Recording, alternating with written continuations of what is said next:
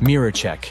You've got your beige parka on, your chisel is packed, and your overnight plane ride to Saudi Arabia is booked. You know what this means, right? Unfortunately, you weren't cast in the remake of Dune. It just means that you're ready to go explore the world's largest desert areas in the hopes of uncovering prehistoric secrets about our ancestors.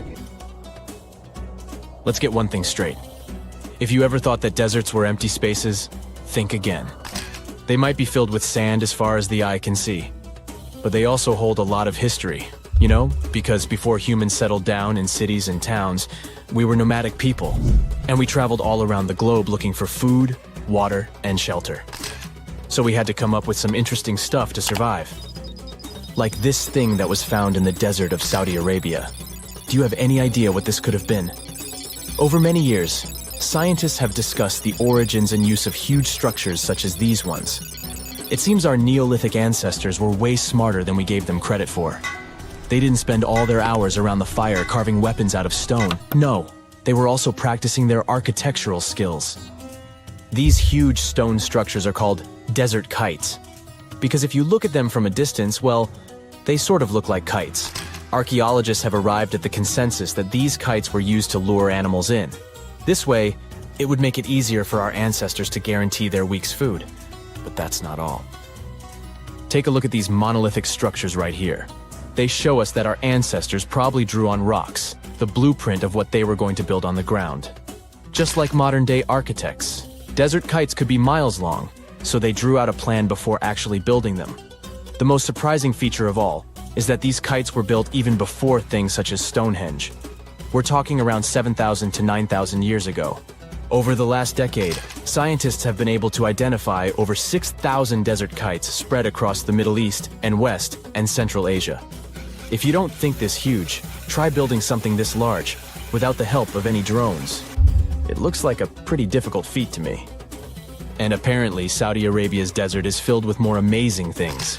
Scientists have found mysterious stone structures that are older than the pyramids of Giza in Egypt.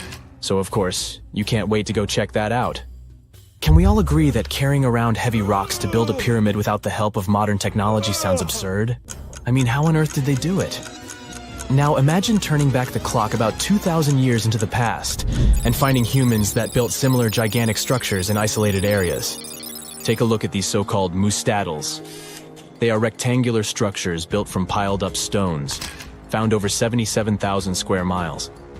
Some archaeologists believe that these monuments were used for ritualistic purposes, maybe processions of some kind, where people would walk from one end of the plateau to the other. I'd be down for that. Now let's move on to another deserted area. We're entering the world-famous Sahara Desert landscape. Isn't it beautiful? Here, you're about to unravel an ancient mystery, something that took years for researchers to solve. Fun fact, the Sahara Desert is the world's largest hot desert. It spans over 3 million square miles, which would be like putting 1,000 times the country of Hawaii next to each other. We say it's the largest hot desert because the world's largest desert area is Antarctica. But we all know temperatures over there are freezing, not the typical image of when we think of a desert. Deep into the desert, near the Algerian town of Fugaras at Zua, something strange was found. For decades, these tiny dots appeared on images of Google Earth, but nobody could explain what they were. Some scientists were sure that these circles are the result of oil activity in the region. Others guessed that these were ancient Fugaras or ancient water wells. There are dozens of them, stretching for miles and miles in a straight line. The strange thing is that they are always far away from any town, road, or human activity in general. So what was or is their purpose? If you had to take a guess, what would you say? Remember we talked about how our ancestors had to be creative in order to survive in the desert? Let's try to walk in their shoes for a minute. Imagine you're a nomadic hunter-gatherer living in a desert area. You spend your days basking in the hot sun, trying to count all the grains of sand around you. But you also need to eat and drink water. But how on earth do you get water in a desert? Sure, you can hope to keep running into oasis every week or so, but that seems a bit risky, doesn't it? That's why North African people invented the so-called Fugaras. The Fugaras are a 2,500-year-old irrigation system. Locals would dig deep wells in elevated areas, wells deep enough to tap into underground water. Then, they would dig parallel shafts at regular distances. This way, The water would flow from the main well down into all the shafts and irrigate entire areas. Travelers could stop by the shafts and quench their thirst. They could also raise livestock and tend to crops. Pretty clever, huh? As much as these holes did look like Fugaras, a little bit of research would show you that they're not. You see, these shafts were built in a line and not in a circular shape like the ones we're looking at now. So maybe it has something to do with the second option? Maybe these desert holes were related to oil activity in the region? Let's have a look at the holes up close and personal. From Google Earth, they don't seem that big, but in real life, they are huge craters. The tip to uncovering what they are is hidden beneath the sand. If you were one of the researchers originally uncovering the truth behind this mystery, you would have found something unique hidden in the sand. Old dynamites and vintage sardine cans. Putting the pieces of the puzzle together, scientists found that these sardine cans were a model from the 1950s and 1960s. It seems that entire teams from that decade would camp out while they surveyed the area for oil. And what about the dynamites? These were used for seismic surveying. This is an old technique, used to identify if there is oil and gas beneath the Earth's surface. Still in North Africa, you find out about another desert mystery worth exploring. Near the city of Tiaret, southwest of Algeria's capital, one runs into 13 peculiar monuments. These structures are also called Jedars, and yes, I am aware of how much that may sound like a Star Wars reference. They are pyramid-like in their shapes, and as far as scientists know, they were used as final resting places for the people who lived in the region. Can you guess who these were? Most likely the Berber nomads. And since we're talking about ancient stuff, they were probably built between the 4th and 7th centuries CE.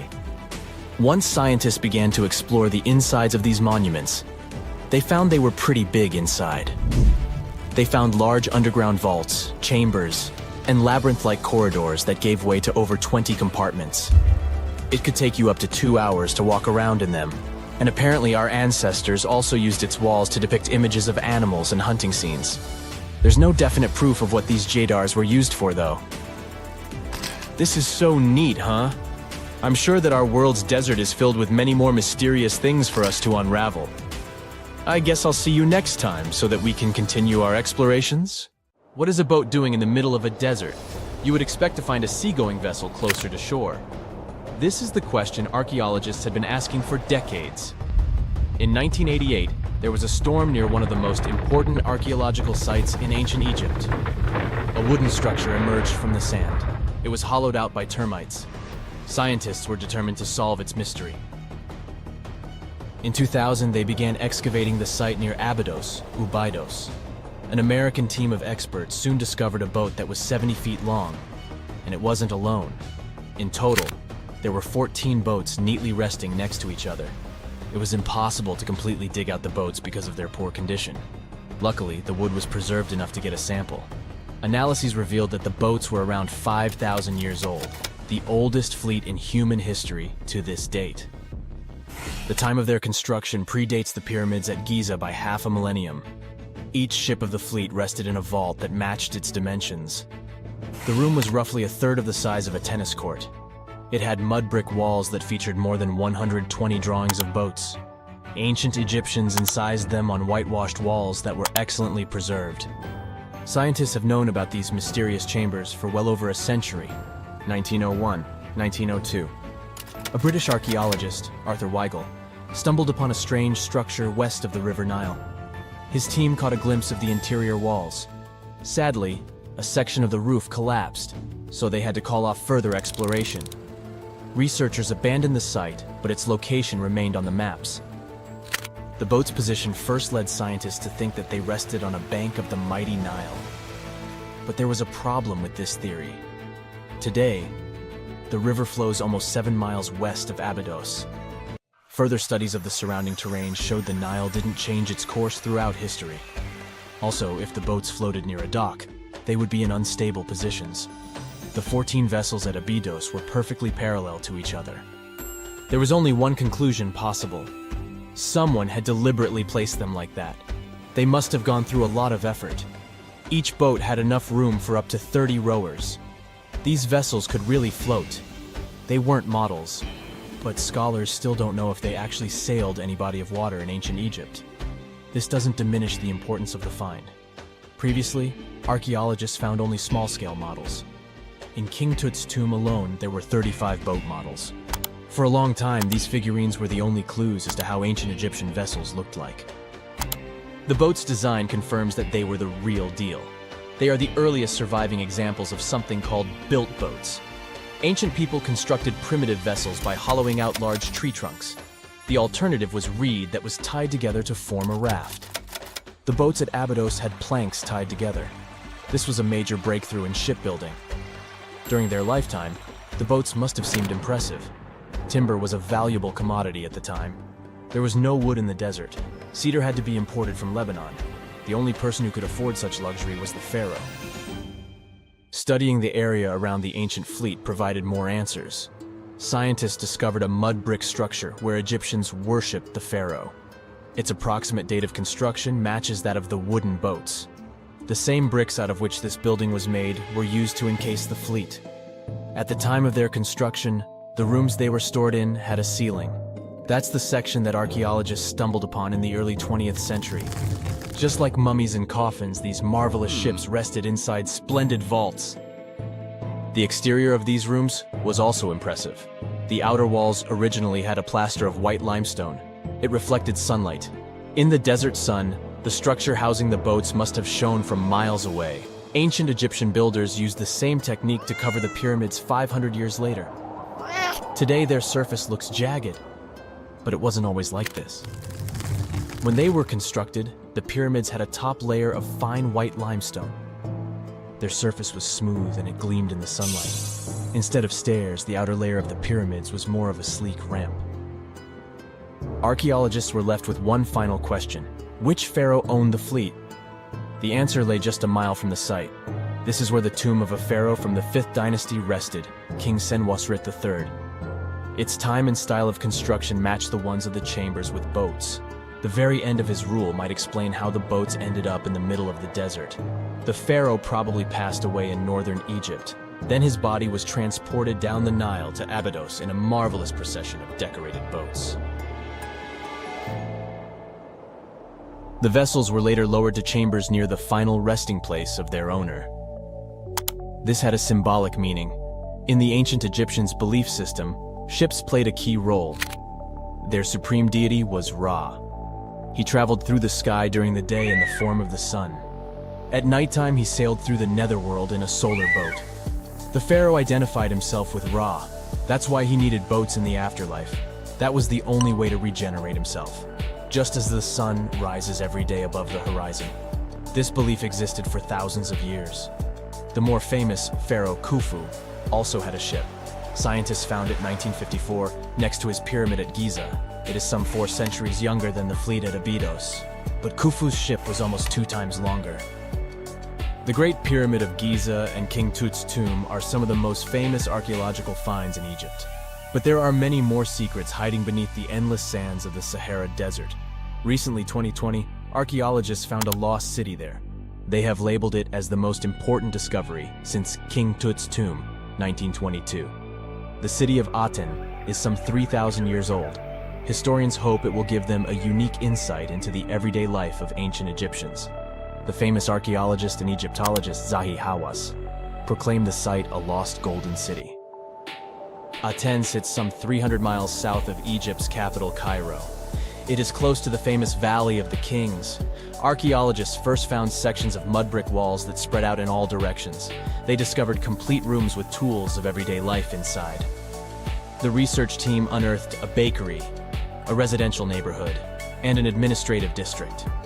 They all date back to the time when the Egyptian civilization was the wealthiest in its long history. They were also the first to make objects from iron. In 1911, scientists found a set of iron beads near a village in Lower Egypt, El Gurza.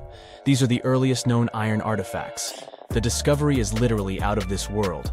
Ancient people made them by beating into shape a piece of a meteorite. The 9 beads were once part of an ornate necklace. They are now blackened and corroded, which is perfectly normal for a piece of jewelry that is over 5,000 years old. They consist of an iron-nickel alloy. Researchers were impressed by the skill of ancient jewelers who processed the beads.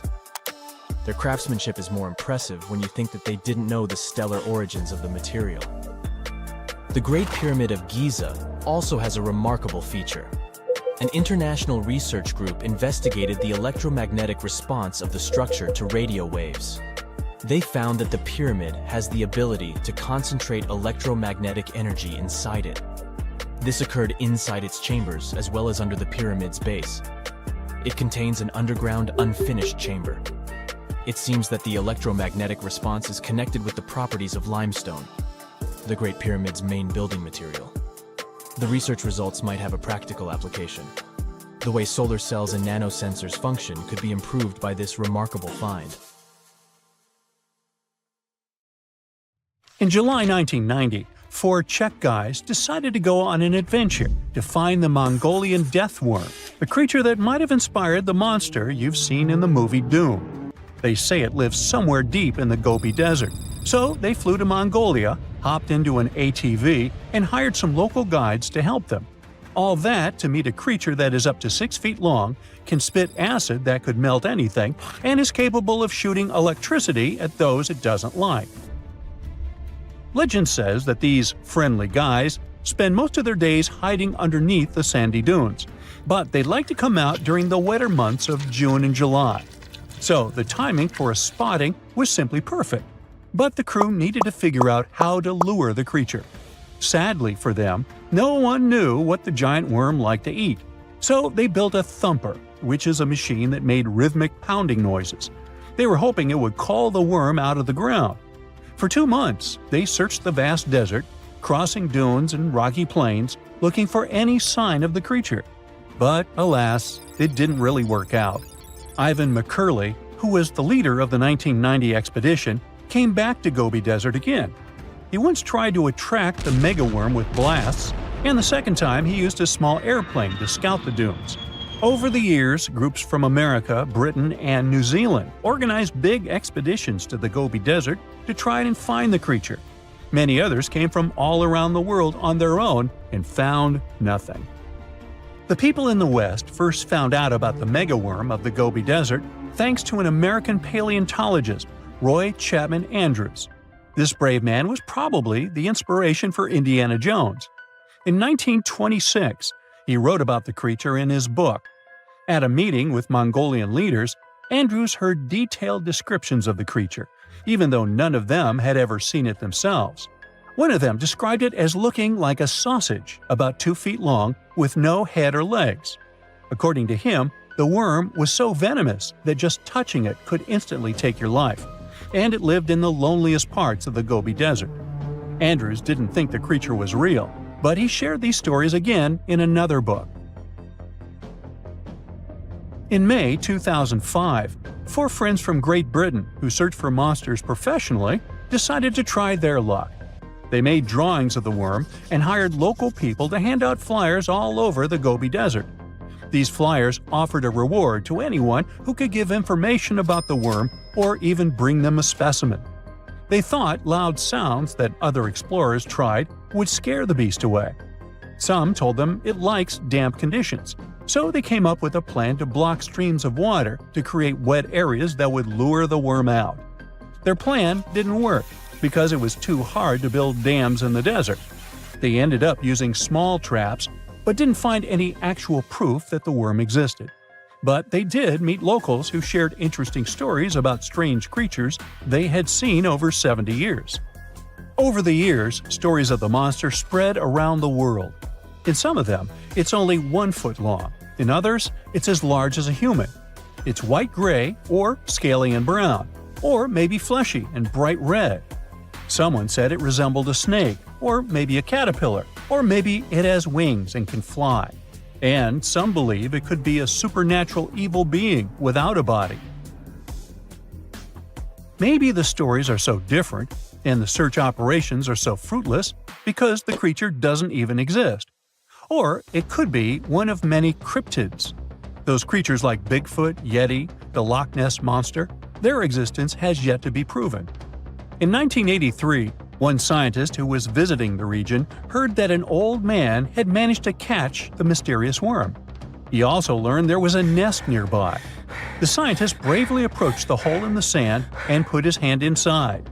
A giant creature dragged him in, and he was never seen again. Just kidding.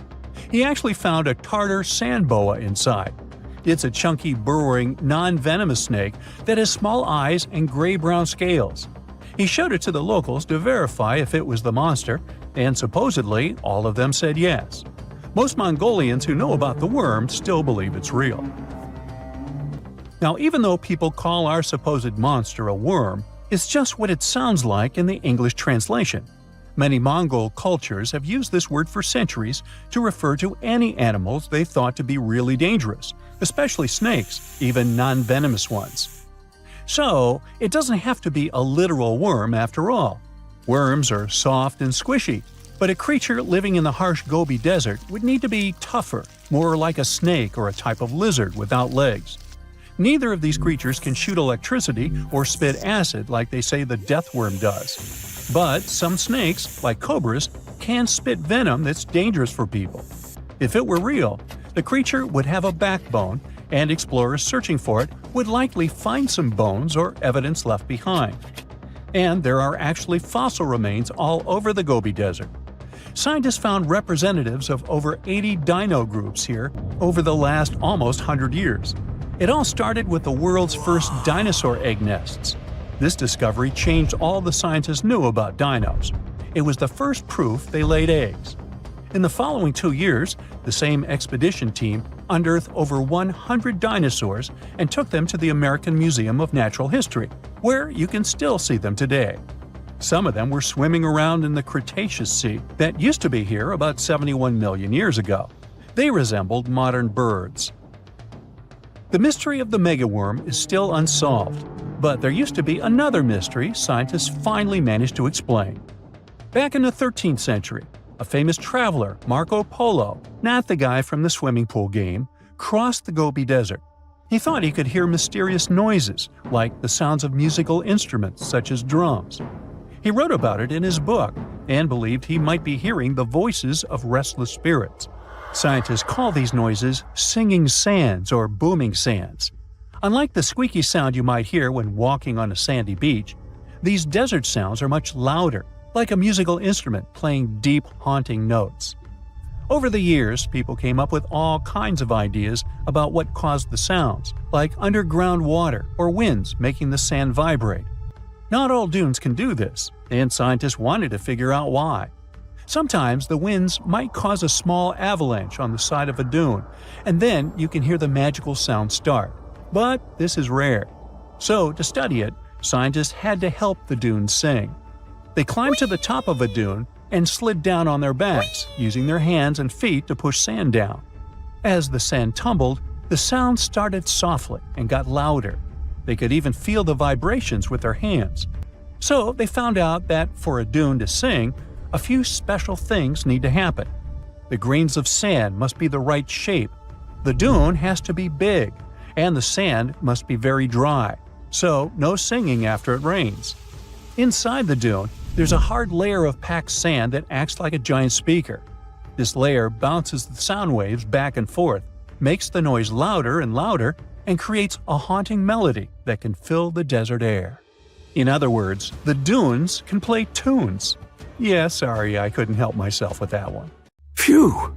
This summer has been turning up the heat like never before. We feel like roasted marshmallows on a sizzling grill. Yes, the world is getting hotter, but some regions have always fought with high temperatures. It turns out people had some inventions to keep themselves cool in ancient times too. Some of them are still functioning, even 3,000 years later. Let's take a look at how people saved themselves from heat throughout history. So, put an ice cube into your cold drink and get ready to hear how people survived the heat. Speaking of ice cubes, do you know that the Persians made an ice storage system?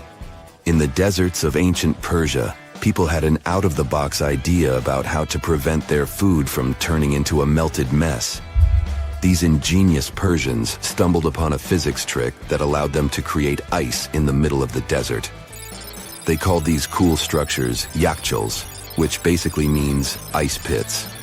These ice pits were not your ordinary coolers. They were like secret underground fridges. They looked like dome-shaped mud brick structures on the outside, but inside, it was a whole different world. These ice pits had an evaporation cooler system that worked like magic. At night, when the desert cooled down, Persians made use of the radiative cooling effect. They set up cleverly designed trenches to hold thin layers of water. The water froze, defying the desert heat. Then there were underground square storage areas. The Persians collected the melting ice water from these cool trenches, and during the night, they froze it again, making the most of the desert's natural chill. To add to the cooling effect, they built a wall to shade the storage areas from the hot midday sun. And that's not all. They had this fantastic wind-catching contraption called a badger that caught the breeze and directed it right into the ice pits. Fresh air plus ice. Cool breeze. A winning combo. They even had intricate water channels called qanats to bring water to the ice pits and homes all the way from the nearby mountains. As time passed, these yakhchuls faded into history and modern technology took over. But hey, there's good news too. Some awesome folks in Iran are restoring these ancient coolers. So, if you ever find yourself in the desert, don't forget to pay a visit to these marvelous places and witness the genius of the ancient Persians firsthand. Now, I want to focus more on the wind catchers because they don't just help make ice cubes. They actually function as a cooling system as well. Back in the day, those clever architectural wonders were all the rage in places like Persia, modern-day Iran, Egypt, and the Middle East. Imagine tower-like structures with openings at various levels strategically placed to harness the power of nature's breeze. These openings were like magical portals for the wind. They captured those refreshing gusts and guided them right into people's living spaces.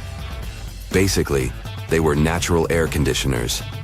The breeze would gracefully flow downward, cooling the ground as it danced through the building. The secret sauce lies in the details.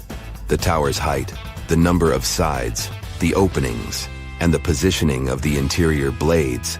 Everything plays its role in how efficiently the wind towers work out. Thanks to these wind catchers, ancient societies could enjoy comfy indoor temperatures without sweating. Can you imagine living in those times? Feeling the gentle breeze whisking through your home, keeping you feeling fresh and chilled out? The Persians are often credited for inventing these awesome wind catchers. But hey, don't forget about Egypt. There, you can find traces of similar structures dating all the way back to 1300 BCE.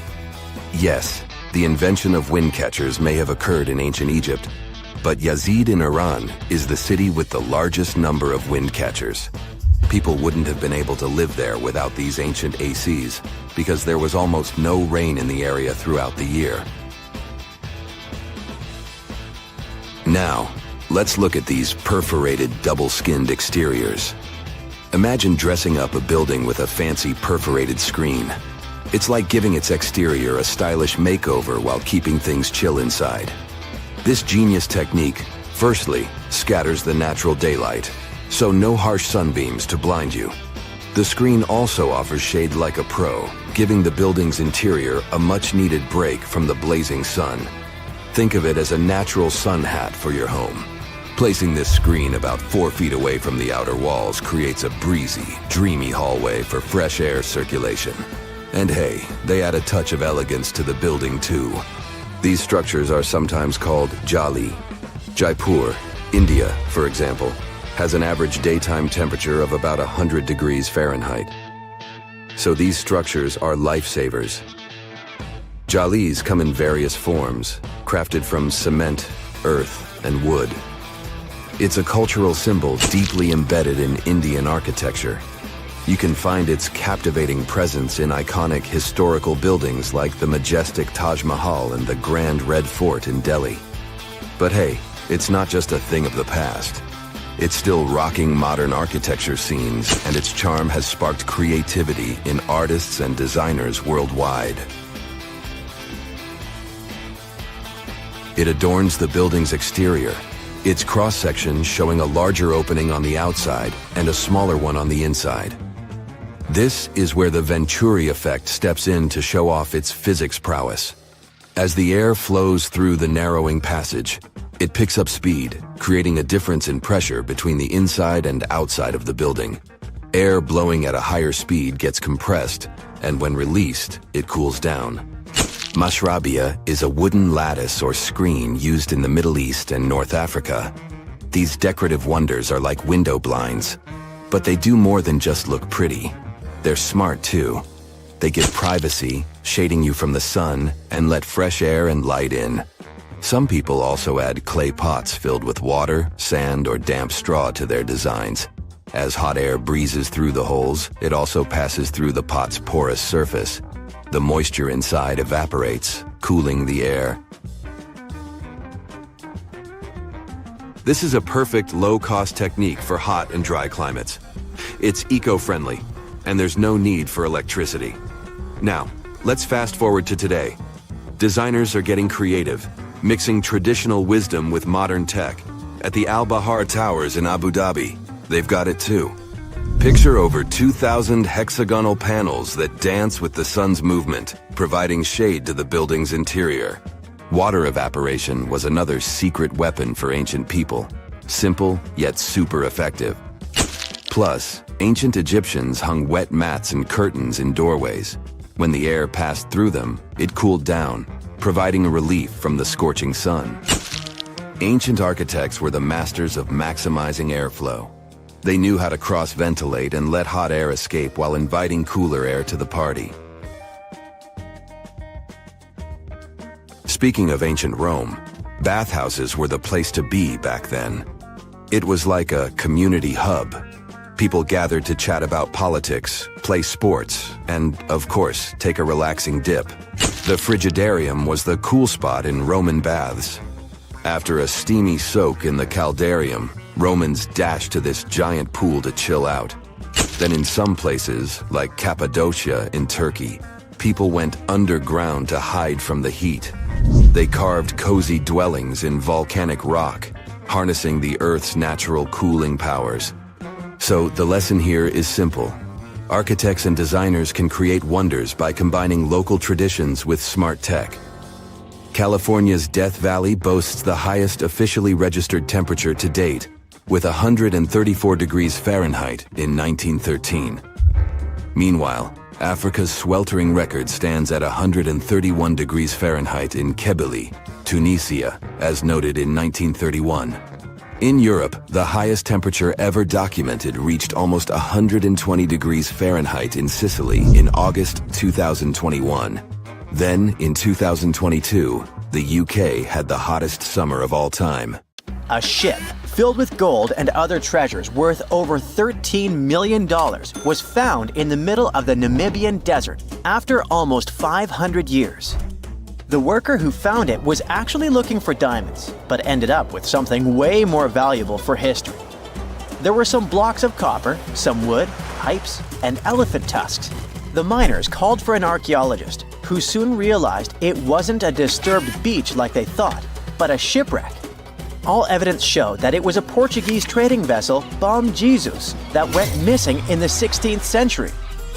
Experts believe it was a special kind of ship that was bigger, stronger, and better than older ships from Portugal and Spain. These ships were built to take Portuguese explorers on long trips to distant places like India, China, and Japan, and come back with tons of cargo. The Bom Jesus was likely carrying treasures from Lisbon, Portugal, to Western India. But it looks like on its way around the southern tip of Africa, near Namibia, a big storm pushed the ship too close to the shore. The ship hit a rock, tipped over, and broke apart, sinking into the ocean. Archaeologists found treasure from the captain's chest under the water, which probably fell out when the ship's wooden hull broke. They also found pieces of the ship scattered along the shore, likely from the violent storm and later by construction in the area. The storm must have been very fierce, but they didn't find many bones, which means most of the crew may have survived or were lost at sea. The ship was split into 3 sections and incredibly well preserved, thanks to the thick layers of sand that covered it and prevented rot. Archaeologists who studied the wreck discovered over 40 tons of cargo. There were cannons, swords, blocks of metal like lead and tin, fabrics, and tools that sailors used to navigate the stars while traveling across the ocean. The most exciting discovery was 1,845 copper ingots, weighing as much as 16 to 17 tons altogether. Those copper ingots, or pieces of pure metal, are still in great condition because the hull of the ship and layers of sand protected them from ocean water. The scientists even managed to read the trademarks on them on site and learned they were made by a super wealthy German trading company. There were also more than 2,000 shiny gold and silver coins from different countries, and 105 enormous elephant tusks weighing about 2 tons. The tusks were likely supposed to become luxury items, like jewelry or carvings at the destination. Archaeologists took some DNA samples from the tusks and found that they came from West African forests and savanna elephants. Researchers were lucky that the ship was found in a restricted diamond mining area. No scavengers were able to get their hands on the treasures. The Bom Jesus remains the oldest and most valuable shipwreck that was ever discovered off the western coast of sub-Saharan Africa. Another shipwreck recently found by accident was buried under a 10-foot tall sand dune near the Caspian Sea. Some people call it the world's largest lake, and it has water levels that rise and fall over time because of the changes in weather patterns. These changes can move sand and uncover things like this shipwreck and other treasures along the coast. As the dune slowly disappeared, the ship started to show. Before digging it out, scientists worried that waves from the sea might damage the wreck. To protect it, they built a wall using thousands of sandbags to keep the waves away. When the ship was uncovered, they discovered it was a 3-masted, 92-foot-long merchant ship with a strong double hull. Wood samples showed the ship was built in the 18th to 19th century using trees like Scots pine, spruce, and larch from the Volga River area or the Caucasus. They even found buckwheat and plants from the same region, which were probably traded or used to feed the sailors. It proves that the ship was part of a group of merchant ships that once sailed the Caspian Sea. An amateur fisherman who was 20 feet under the sea off the coast of Turkey noticed some huge metal remains. He had an underwater camera, so he made footage of the discovery and took it to scientists. They immediately started an investigation and learned that it must be a shipwreck from the first decades of the 20th century. It could be one of the Ottoman Empire ships that had an important mission to deliver supplies, but disappeared without a trace. Scientists got permission to study this Black Sea wreck in detail to learn more about its mysteries. They're hoping to find its shipyard documents to find some answers, as the ship itself is in terrible condition and is tricky to work with. Robot submersibles that belong to an oil and gas company noticed hundreds of intact ancient storage jars sitting on the seabed in the eastern Mediterranean. Experts think those jars are 3,300 years old. This makes the find the oldest shipwreck from the deep sea. The jugs were probably used to store oil or other agricultural products like fruit. This proves that the people who made them organized maritime trade and had incredible navigational skills. It looks like the ancient mariners managed to traverse the Mediterranean Sea without a line of sight to any coast. All they could see was the horizon, so they must have used the sun and other stars to find their way. Off the coast of Sicily, under 20 feet of sand and rock, archaeologists found a shipwreck so old that they aren't even sure what materials were used to build it. They think the ship is from the 5th or 6th century BCE, which means it's over 2,500 years old. This ancient ship wasn't alone. Researchers also found 2 iron anchors shaped like an upside-down T from around the 7th century of the Common Era, and 4 stone anchors from prehistoric times nearby. One of the stone anchors was broken and may have had wooden pieces attached to help it hold on to the seafloor. They figured out that the ship itself was built using the on-shell technique. The wooden planks of the ship were connected so tightly that they could support the ship on their own, with extra beams added just to make it stronger. Sadly, the ship's wooden hull is very fragile now because tiny sea creatures that eat wood have damaged it over the years. Scientists are being extra careful as they study it to make sure it doesn't fall apart. This discovery is such a big deal because it was built during a time when Sicily was super important for trade. Back then, the Greeks and Punics were trying to take control of the seas long before Rome became the ruler of the Mediterranean. By studying this ship, scientists hope to learn more about how people traveled and traded in those ancient times. One more shipwreck, this time off the coast of Kenya. Could be from Vasco da Gama's final voyage. This Portuguese explorer was the first European to reach India by sea around the Cape of Good Hope. Local fishermen discovered the shipwreck in question in 2013. When an underwater archaeologist came to check it out, he found some treasures at the spot: elephant tusks and valuable copper ingots. If this find really has to do with Vasco da Gama, then it must be from the 16th century. It was the year of his third and final voyage to India. Da Gama led a huge fleet of 20 ships, one of which was the São Jorge. Most of the ship is hidden under layers of coral, and a whole team of scientists are carefully digging trenches to find parts of the ship's wooden frame and hull. Summers in the Middle East get so hot that they change the landscape dramatically and make entire cities resurface from the past. That's what happened in 2018 when the city built by a mysterious empire on the Tigris River was finally released from its water trap. Archaeologists rushed to the location as they didn't want to miss a rare chance to excavate the site and learn more about the history of the place.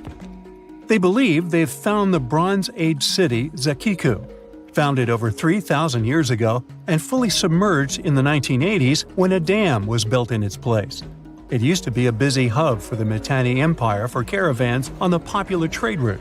It had water, which is a rarity in the area, and it was a guarantee for success. We know very little about the once powerful empire, as scientists haven't found any written chronicles in the excavated sites.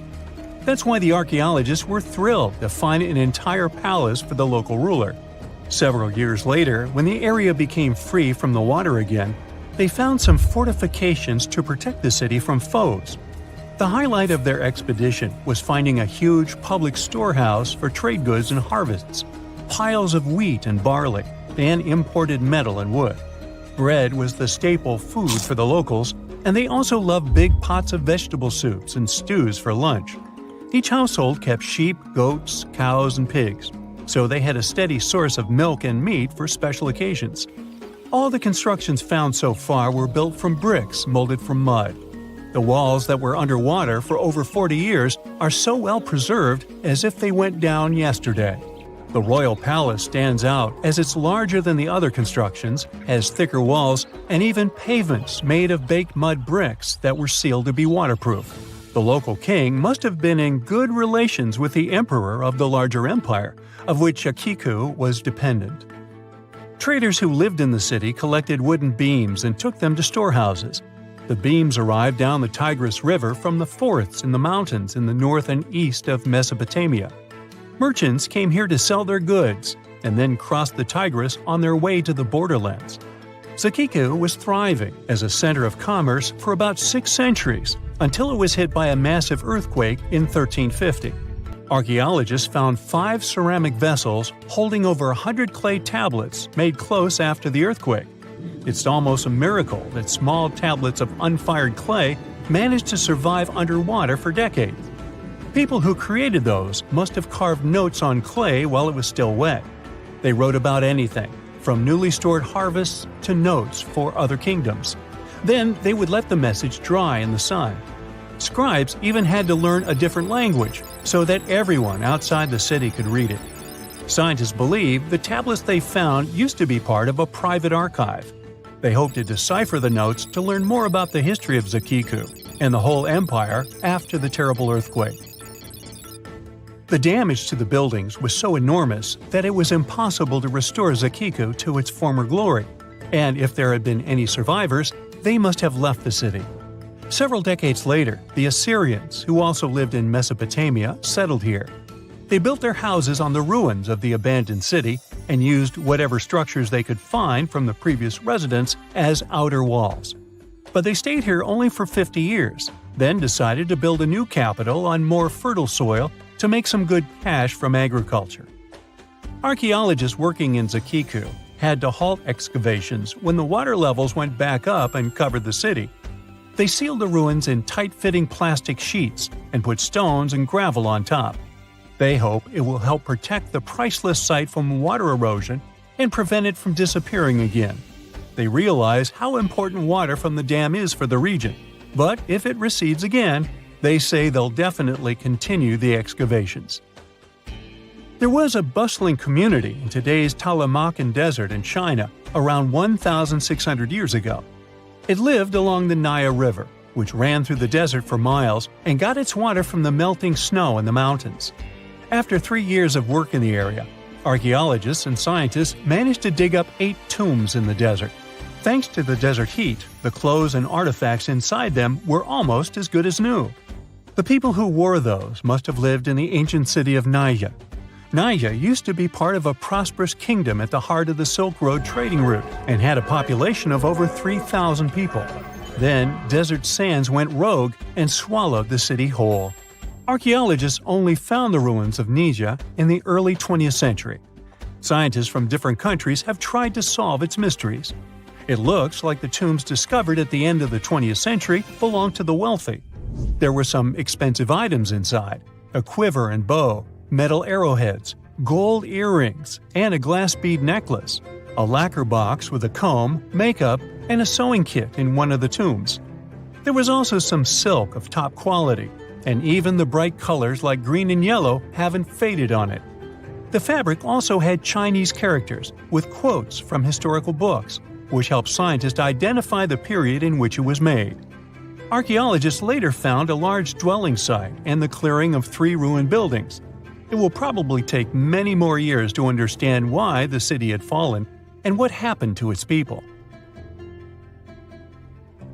Saudi and French archaeologists teamed up near Riyadh, the Saudi Arabian capital, and stumbled upon an ancient settlement dating back 8,000 years.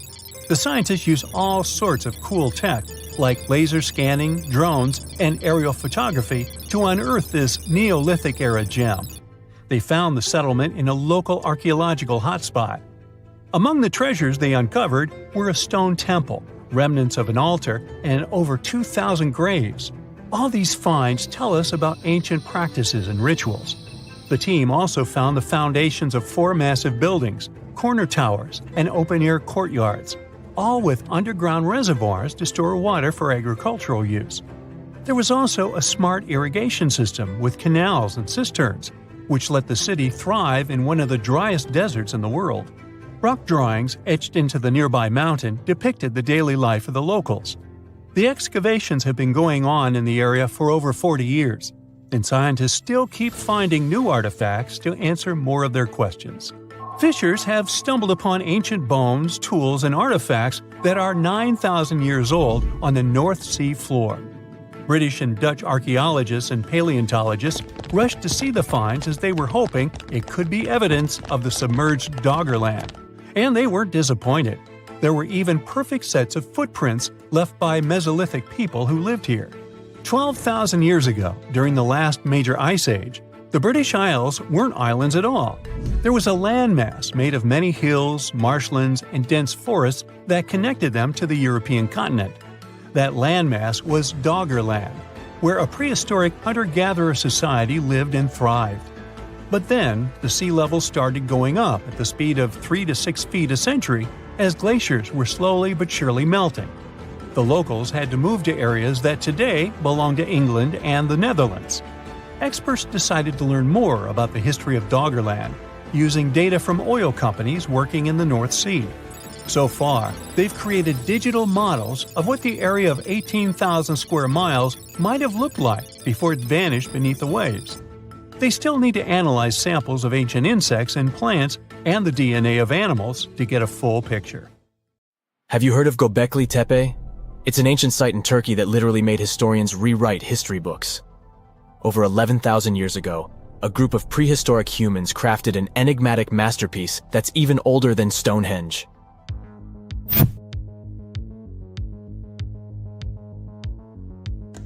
Before its discovery, archaeologists believed that people didn't know about iron and weren't good at making pottery. They were sure that settled life only emerged with the need for agriculture. But Göbekli Tepe changed this belief.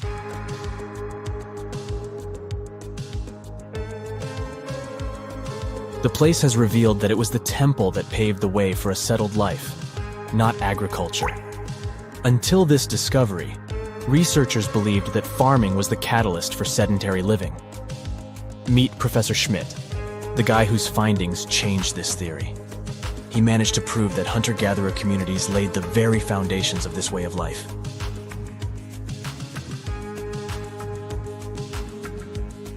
Back in the 1960s, other archaeologists visited the area, but they totally missed the mark. While surveying the region, they stumbled upon a hill with scattered limestone slabs and concluded it was just an old burial ground from medieval times. Little did they know that there was so much more to uncover.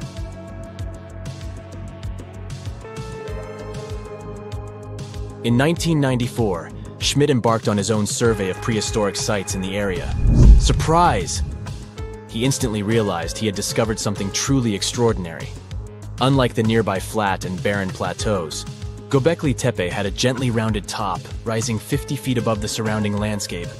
Funny enough, the translation of this place's name is Potbelly Hill. Schmidt was sure only humans could have made something like this.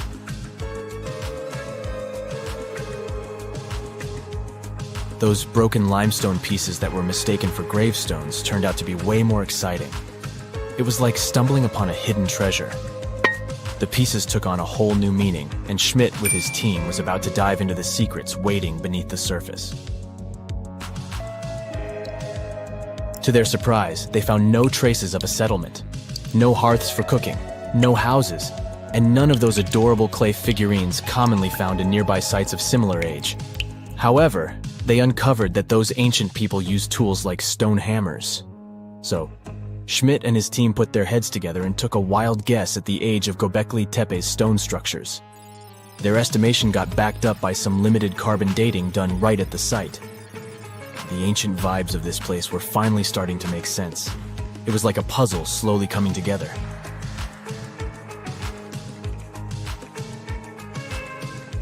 You may think that back then, people didn't have special tools to create something as cool as Göbekli Tepe. Not true. Turns out, these prehistoric folks used flint tools instead of fancy metal chisels. They were also skilled at chipping away softer limestone and crafting pillars right on the spot. Afterward, they carried the pillars a short distance to the summit and placed them upright. Once the stone rings were complete, they covered them with layers of dirt. Over time, they added new rings, and voila! You've got a cool hill to impress people in the future.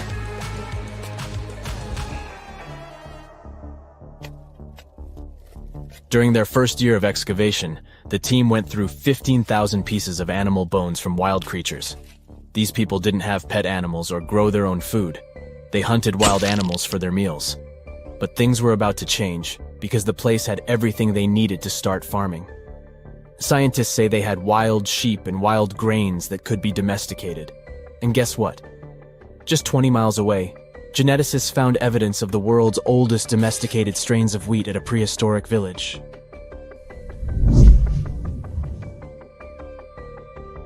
These amazing findings have completely changed how we view civilization. In the past, experts believed that people needed to learn how to farm and settle in one place before they could build temples and develop complex societies. But guess what? Schmidt's research flips that idea on its head. He claims that the incredible effort put into constructing these astonishing structures actually set the stage for the development of advanced societies. It means that societal and cultural changes happened before agriculture. Schmidt has this fascinating hypothesis about Göbekli Tepe. He thinks it could have been a special burial site where people left their loved ones. And here's the twist. The burial site was adorned with fancy statues and symbols representing deities from the spiritual realm.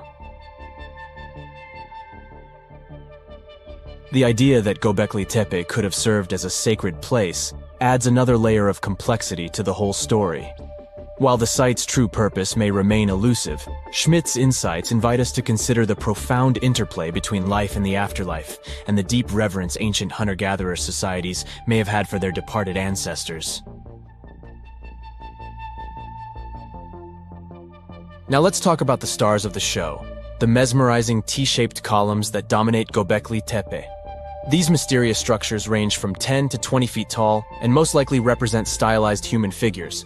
But one figure stands out from the rest, the three-dimensional lion relief. This depiction really fires up our imagination. Why? Because it hints at the possibility that lions roamed Anatolia during the Neolithic period.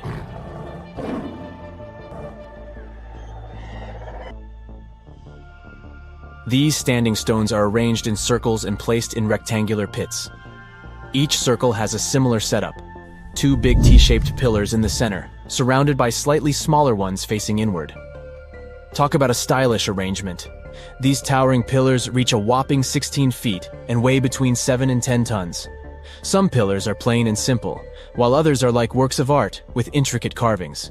Foxes, scorpions, and vultures come to life, crawling and twisting on the pillars' sides. But it's not just animals depicted on these stones. Some pillars have abstract shapes representing humans, and even small carvings of clothing items. Some of them even have belts. Now, there's one pillar that stands out from the rest like a rock star. This super old stone pillar suggests that a comet crashed into Earth. It happened during a chilly period that lasted about 1,000 years. Previous studies examining Greenland ice cores hinted at this comet theory, but now the carvings at Göbekli Tepe prove it right.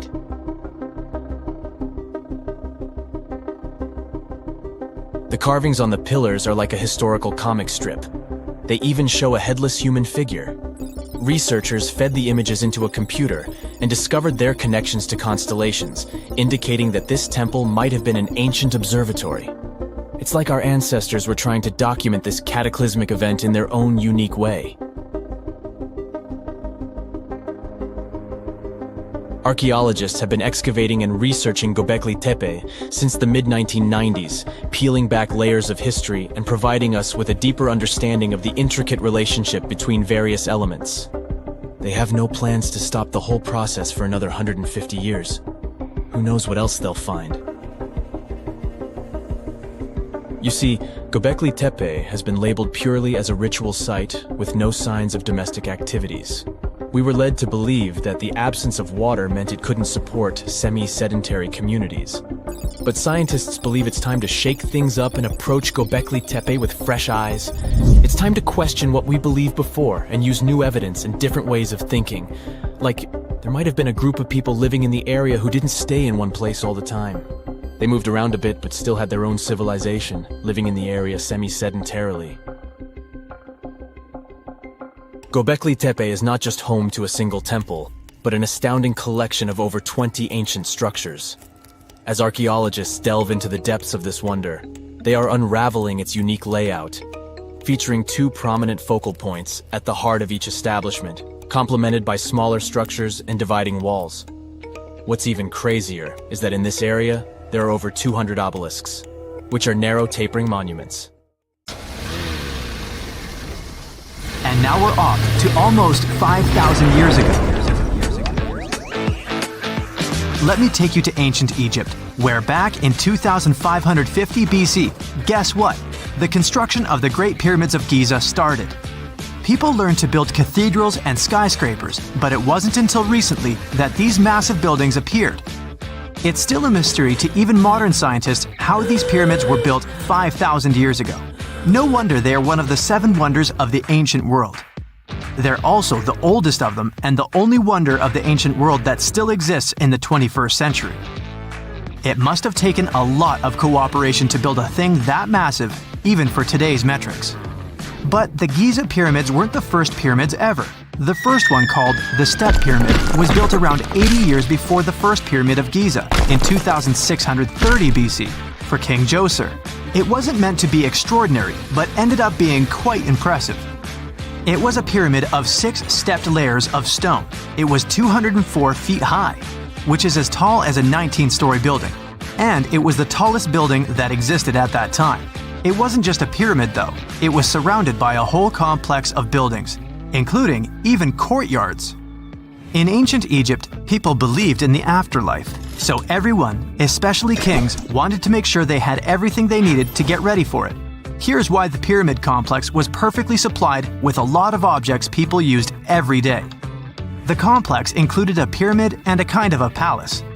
Those buildings had many things the king loved and might need one day, like furniture, food, and gold vessels. After Djoser, building pyramids became common practice, but many pyramids weren't finished. It would usually take about 20 years to build one, but many rulers reigned way less than that. Overall, there are more than 100 pyramids. The most famous pyramids are the Great Pyramids of Giza. The first one and the biggest one was built for Pharaoh Khufu, around 2550 BC. Initially, it was 481 feet tall, which is as tall as a 40-story building. The second pyramid was built for Khufu's son, Pharaoh Khafre, around 2520 BC. It's just a bit shorter, usually standing at 471 feet high, a 39-story building. This is the pyramid with the famous statue of the Sphinx. Sphinxes have a lion's body and a human head. They were built to guard important areas. This one has the head of Pharaoh Khafre and is guarding his pyramid, facing the sunrise. The Sphinx is most well known and is one of the world's biggest and oldest statues. Originally, it had red color and did have a nose. It's still possible to see the trace of red pigment by its ears. But no one knows exactly when the nose disappeared. For some time, the Sphinx was sort of hidden underground, being covered with sand up to its shoulders. Luckily, in the early 1800s, an adventurer with a team of 160 people dug it out. The third Pyramid of Giza is the smallest one, being more than twice shorter. Originally, it was 218 feet high, about the height of a 20-story building. Built in 2490 BC, it was a pyramid for Khafre's son, Menkaure. The pyramids are designed to align with the points of the compass, and their sides symbolize the rays of the sun. But back at the time, there were no compasses. Ancient Egyptians figured out the directions themselves, and with amazing precision. To align the pyramids, they used 2 constellations.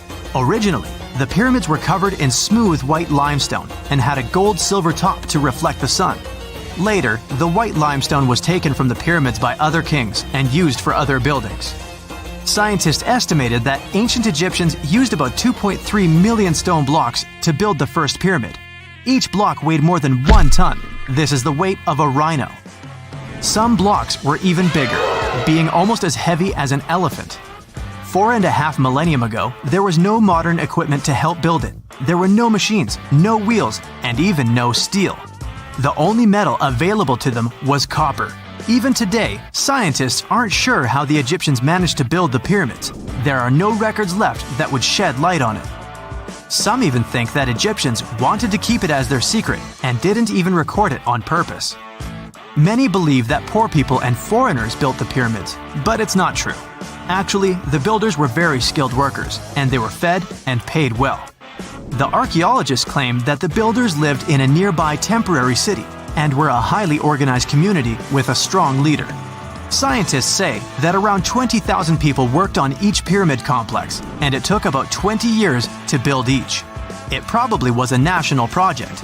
The construction site was large in resources, and food and essentials were likely to be contributed from all parts of Egypt. Even with all that support, it remains unclear how people managed to cut, transport, and assemble those huge stones. One of the theories suggests the stones were most likely transported on boats down the Nile River. Then, there was a harder part. They had to be moved to the construction site. For that, they probably used wooden sleds. It wasn't very hard to pull them because the sand mixed with the right amount of water was pretty slick. And 10 people could move a sled even with a rock weighing 1 ton pretty easily. Finally, one last problem. The stones had to be lifted and put into place. Archaeologists have discovered the remains of the ramps system that dates back to when the pyramids were built. Most likely, the Egyptians designed a unique system to move and pull huge stone blocks, but no one knows what it looked like exactly. The most common opinion is that there were several ramps around the pyramid to help move the blocks. The ramp was growing with the pyramid getting higher. They suppose people were walking up the stairs, pulling the stone on the wooden sled up in the middle on the sandy ramp. But this is just one of the options. Others say that the ramps were going around the pyramid. Some say the ramps were inside the pyramid. But we'll never know for sure, and it'll forever remain a mystery, just like the ancient Egyptians wanted. Surprisingly, there's not much inside the pyramids. Most of it is just solid stone with very little open space. But let's take a quick look inside the biggest of the pyramids of Giza.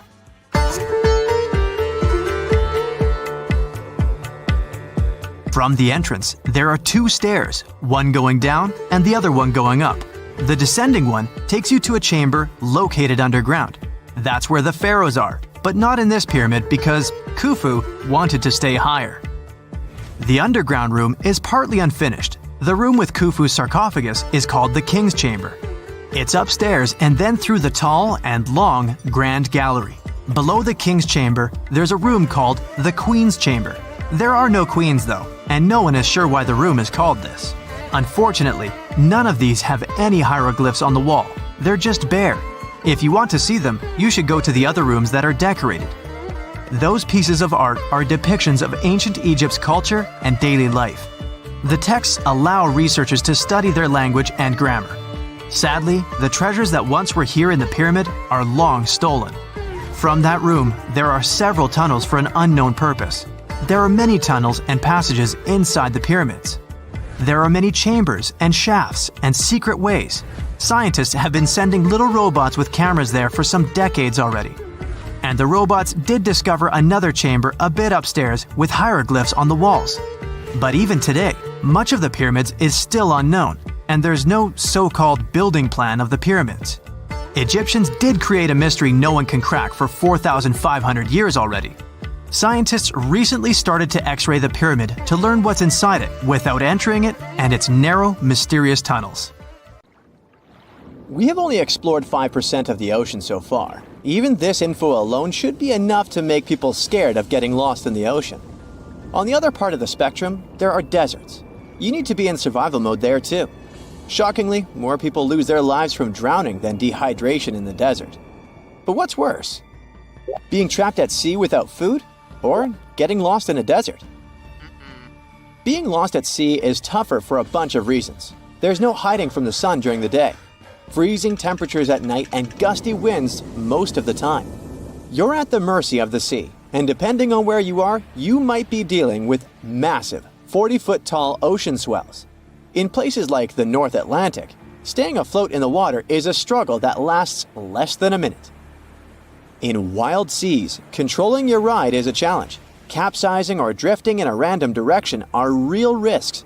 The odds of a passing ship spotting and rescuing you are pretty slim unless you're floating in the area where a busy shipping route lies. You might think you can catch some fish, but the ocean might be 3 to 5 miles deep in many places, and marine inhabitants are likely to swim way below the surface. Catching them will require special gear. And even if you manage to catch something, you will still have no equipment to cook it. Surviving over a year adrift at sea might sound wild, but experts say it's doable with a bit of luck. One fisherman is living proof of this theory. He was rescued after more than a year of being lost at sea. Jose Alvarenga claimed he had set sail from Mexico in 2012, got carried off, and somehow ended up 5,000 miles away at the Marshall Islands. When he was found, his face was covered with a bushy beard. He had survived by catching fish, birds, and turtles with his bare hands. In tropical waters, having fresh water, staying afloat on a boat or raft, and having shelter from the sun, some food, and a signaling device are crucial. Having a 24-foot-long boat and a tarp played a big role in Alvarenga's survival. Generally, 5 to 6 weeks without food is the human limit. Catching birds and fish by hand is tricky, but if done cleverly, it might work out. Smaller turtles can be captured and tossed into the boat, providing fresh meat and preventing scurvy. In open waters, most turtles, birds, and fish are safe to eat raw. Marine toxins in fish are relatively uncommon. It's not that risky. Water is vital too. Rain, bird, and turtle blood, as well as their meat, which is high in water content, might help. In tropical environments, the main dangers are heat, solar radiation, dehydration, skin issues, and animal attacks. Alvarenga seem confused at times because sun exposure, dehydration, and vitamin deficiencies can affect mental state too. As for the desert, it seems to be easier to survive there. There are plants, lizards, and snakes you can munch on. You can stay in the shade during the scorching day and move around when it's cooler, in the evening and morning. We tend to think of the desert as a hot, dry expanse of land, but it can get cold at night. So get ready to build a fire. Starting a fire at night will keep you warm and make it easier for rescuers to spot you if you're lost. Sage and dry bushes make excellent fire starters, so do dry animal droppings. The key to surviving in the desert is conserving water. Focus on maintaining a normal body temperature and keeping your skin shaded from the sun. Find shelter in the shade that allows for a nice breeze. Avoid strolling around under the sun. Skip the drink cactus water myth.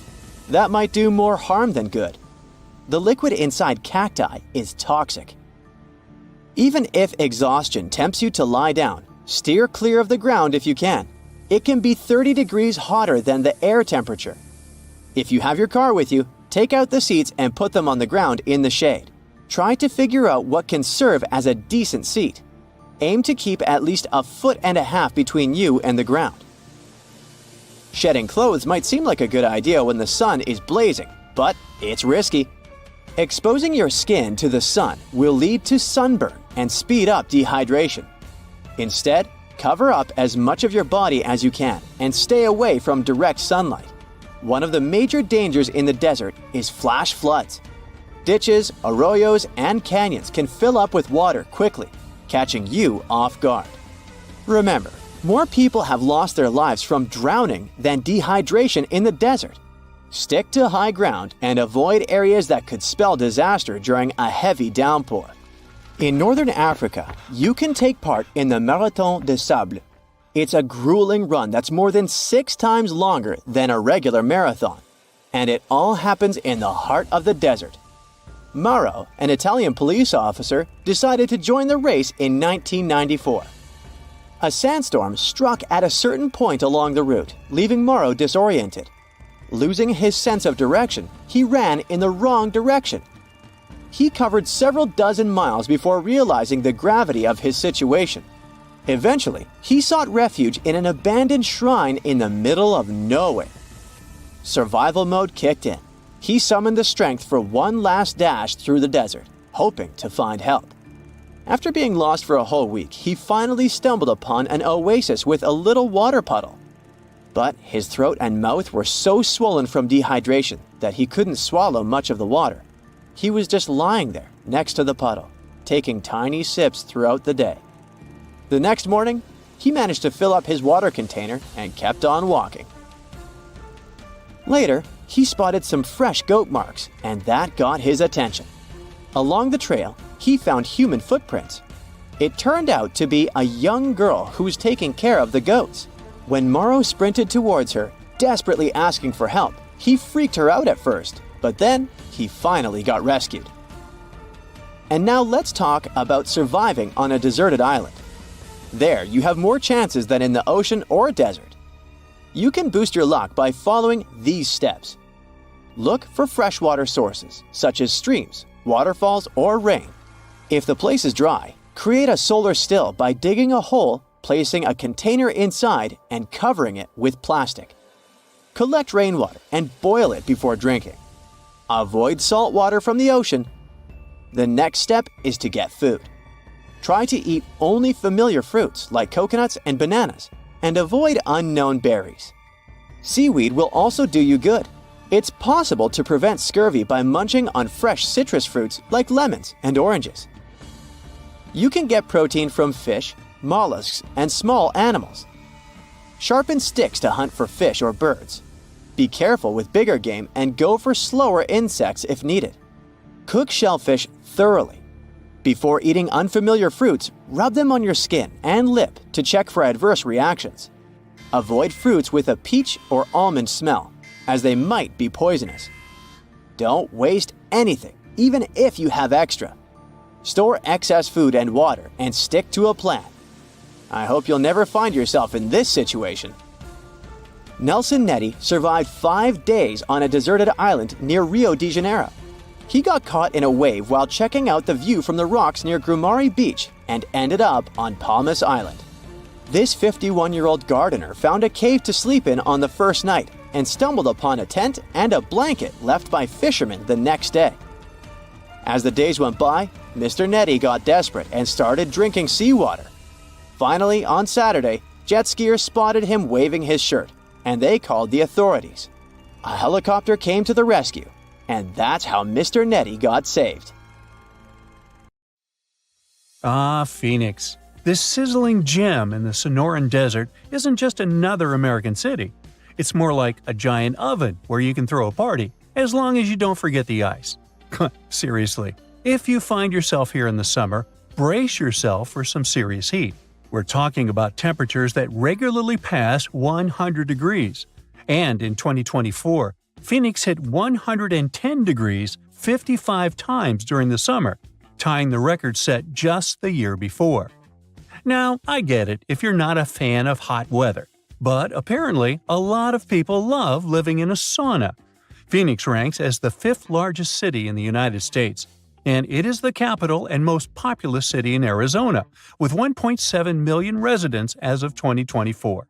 And if we're talking about the metropolitan area, also known as the Valley of the Sun, the population is almost 5 million. Yet, good luck finding someone actually born here. Out of every 4 Phoenix residents, 3 were born somewhere else. Believe it or not, Phoenix wasn't always this bustling, crowded place. It became one. A few decades ago, it was just a sleepy little dot on the map. Back in the 1940s, the population was around 65,000. It wasn't even close to cracking the top 100 list of the largest U.S. cities. Now, at that time, Phoenix was mostly an agricultural hub, and its economy revolved around what they called the 5 C's: cotton, citrus, cattle, climate, and copper. But things really started to change in the 1950s thanks to one life-changing invention. Drumroll please? The air conditioner. Actually, it was the portable version that came out in 1945, created by an American inventor named Robert Sherman. Phoenix residents owe a lot to Robert for making life bearable during scorching summers. Before AC, people in Phoenix would literally move their beds outside and build sleeping porches. They'd protect that kind of outdoorsy space with light curtains or some kind of net to keep the dust and bugs out. Fun. Anyway, the point is that the air conditioner played a big part in making Phoenix an easier place to live. Since the 1940s, this city in Arizona has transformed from a dusty little town into a sprawling urban jungle, and it's still one of the top 10 fastest-growing metro areas in the U.S. The best part is, it looks like that won't change anytime soon, since this 519-square-mile metropolis is surrounded by rolling desert, with plenty of room to keep growing as far as the eye can see. So, who's dropping everything to move to Phoenix? Well, Californians are the city's biggest fans. According to a recent survey, a third of all new renters moving to Phoenix come from Los Angeles. Okay, that survey might not be the most reliable since it only applies to the source's clients, but it does line up with U.S. Census Bureau data from 2019, which says that 70,000 Californians moved to Arizona in the previous year. The connection between Phoenix and LA is so strong that some people even call Phoenix the next LA. You've got to give Phoenix credit for capitalizing on its proximity to Southern California. The city offers lower taxes, fewer regulations, and lower costs of living, which makes it a magnet for businesses, especially in high-tech and service industries. So, in the 90s, Phoenix was considered a non-stop generator of jobs. In the last few years, we've seen the number of jobs only go up, and the unemployment rate has dropped by nearly half. going from 6.3 in January 2014 to 3.4 in the same month in 2024. Now, when it comes to big city problems, you can't avoid talking about traffic. But here's another reason why Phoenix is a dream city. It doesn't even come close to the traffic nightmares you find in places like LA. Estimates show that people in Los Angeles waste about 119 hours a year just sitting in traffic. But in Phoenix, it's more like 61 hours. Huge difference, huh? And let's not even start talking about the money people waste just sitting in traffic. In LA, drivers burn through about $2,440 worth of gas per year. In Phoenix, they waste 25 gallons of fuel, which ends up costing about $952. Yeah, that's still a lot of cash, but compared to LA, come on, that's a steal. Phoenix being okay in terms of traffic might have a lot to do with how the city was designed. Just take a look at a map of Phoenix. You'll notice it looks like someone took a ruler and drew perfectly straight lines for the roads. That's because the city was laid out in a grid system. This setup makes it so much easier to get around, especially compared to cities full of confusing twists, U-turns, and one-way streets. It just simplifies things, whether you're a local or a tourist. Plus, Phoenix has nice wide streets. Most cities have one major road and a bunch of narrow streets that just can't handle heavy traffic. But Phoenix has wide roads everywhere. So, when the freeways get jammed, you can just hop onto a parallel street and still get to work without stressing out too much. When you look at all the job opportunities and the relatively smooth traffic, it's no wonder people are willing to put up with the heat and move to Phoenix. But don't get it twisted, the heat is no joke. It is really, really hot and sunny out there. We're talking about 300 days of sunshine on average, or about 85% daylight hours per year. But once again, Phoenix has made the best of it. And all that constant sunshine has turned Phoenix into one of the top solar energy cities in the country. Now, you may be wondering, a city in the middle of the desert with barely any rain, do they actually have enough water? Well, they do. Phoenix has its water situation pretty well sorted out, thanks to multiple sources. I mean, they don't rely on rain alone, which is a good thing because, desert life. Most of their water comes from way up north and east of the valley, where snow melts off the mountains and flows into giant reservoirs, storing it up for those dry years. But most of Phoenix's water comes from the Salt River Project, which brings water through canals and pipelines from the Salt and Verde rivers. Then there is the Central Arizona Project, which transports water all the way from the Colorado River. They even get a bit of water from underground wells. And Phoenix doesn't want to waste a drop, so they're smart about recycling, reusing treated water to keep parks green, and even recharging their groundwater. Since Phoenix is all about sunny skies nearly every day of the year, it's normal that people can get a little moody when it actually rains. But here's the thing. Phoenix always gets a surprise up its sleeve, even when it comes to bad weather. When it rains in the deserts, locals get treated to this unique earthy smell. It's thanks to the creosote bush, a desert plant that releases an amazing fragrance when the rain hits it. People describe it as the smell of rain, and honestly, it's one of those fresh, clean scents that makes you forget you're in the desert for a second. And if you've never stopped to think about why Phoenix is called Phoenix, well, it's based on that famous legend of the bird that rises from the ashes. Now, after knowing all the special things about this city and its unique ability to turn challenges into advantages, we can say the name couldn't have been better chosen.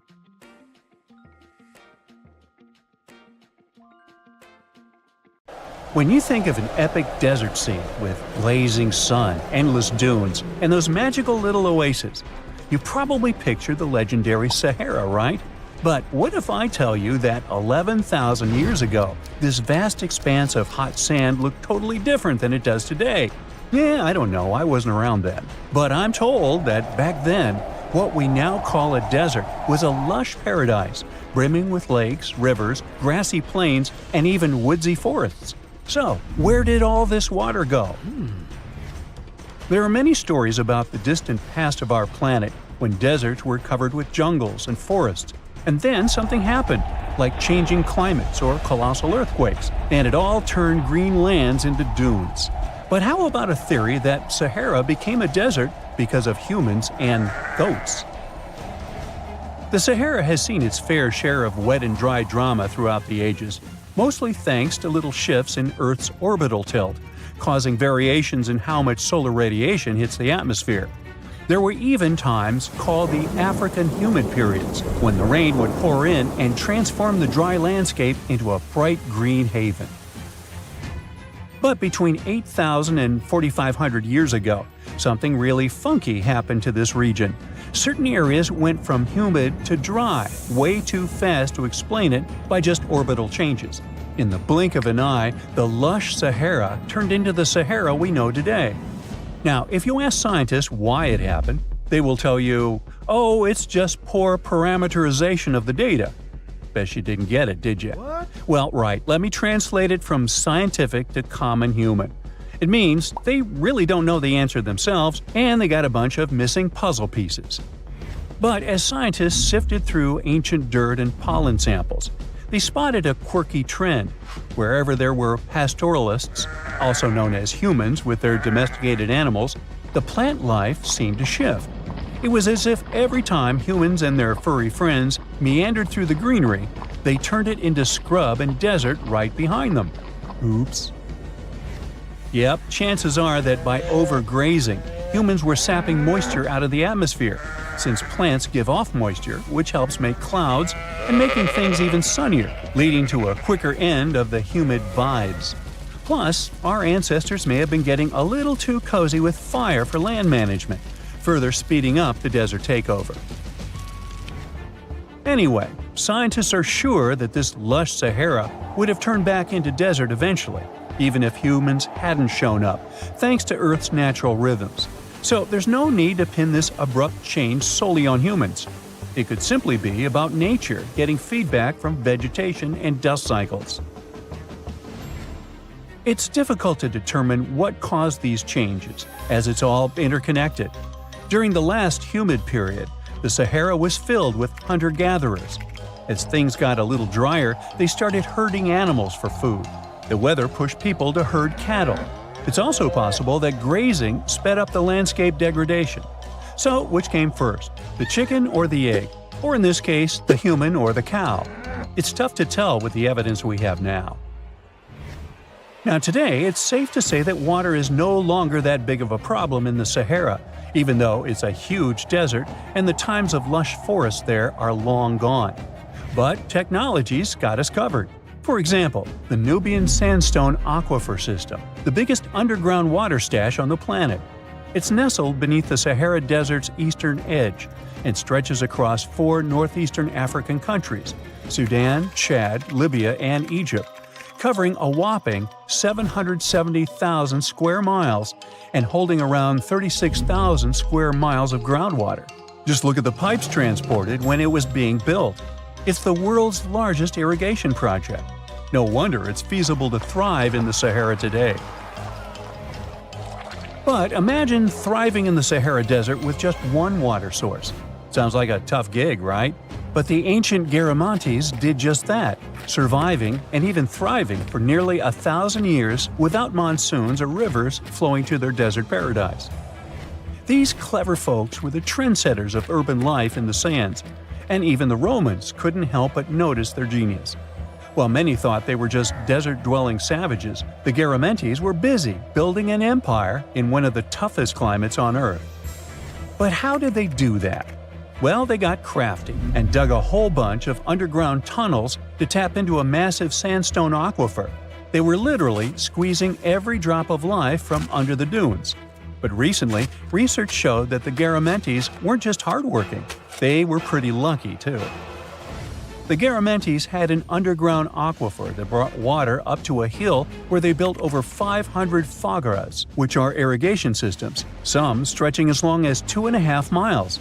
It was like sipping water through a straw, which let them irrigate their crops for nearly a century, especially since even a little rain would help recharge the system. But eventually, due to rain insufficiency, the aquifer ran low, and reaching it again would have meant digging more tunnels and relying on more people. That's a tough problem, considering these people were in the middle of food and water shortages. Guess I don't need to tell you what happened to the Garamantes, do I? The fall of the Garamentian culture might be linked to several factors. It may have been due to climate changes, or they may have simply used their water resources too much. Back in the day, the Sahara Desert was actually fertile agricultural land, thanks in part to the cool irrigation system the Garamentians created. But since fossil water isn't something you can replenish over time, the groundwater levels dropped pretty low. This likely played a big role in the kingdom's decline by the late 7th century CE. That sounds like someone who hit a lottery jackpot, used up all the money, and went back to their original, not-so-cool job once the bank account got fully drained. Oh, by the way, even if the Garamantes left some secret wisdom messages for us, the chances are we'll never get what they wanted to tell us. Nobody really knows what language they used, and their texts are nearly indecipherable to us today. But let's go back to the Green Sahara. So it transformed into a desert about 4,500 years ago. But today, we can understand how people lived in those times in the Sahara thanks to natural parks in Africa that have the ultimate outdoor art gallery. There are well over 15,000 ancient paintings and carvings depicting everyday life from around 11,000 years ago. However, if the carvings aren't enough for you and you feel like visiting an actual green desert, all you have to do is book a flight to California. One of the most beautiful phenomenon in the world, the superbloom, takes place here. Look at all these colors: orange, green, pink. It's a miracle. Wildflowers bloom right in the middle of a hot desert after several years of rainfall in dry places. It's such a bright and colorful landscape that superblooms can be seen from space.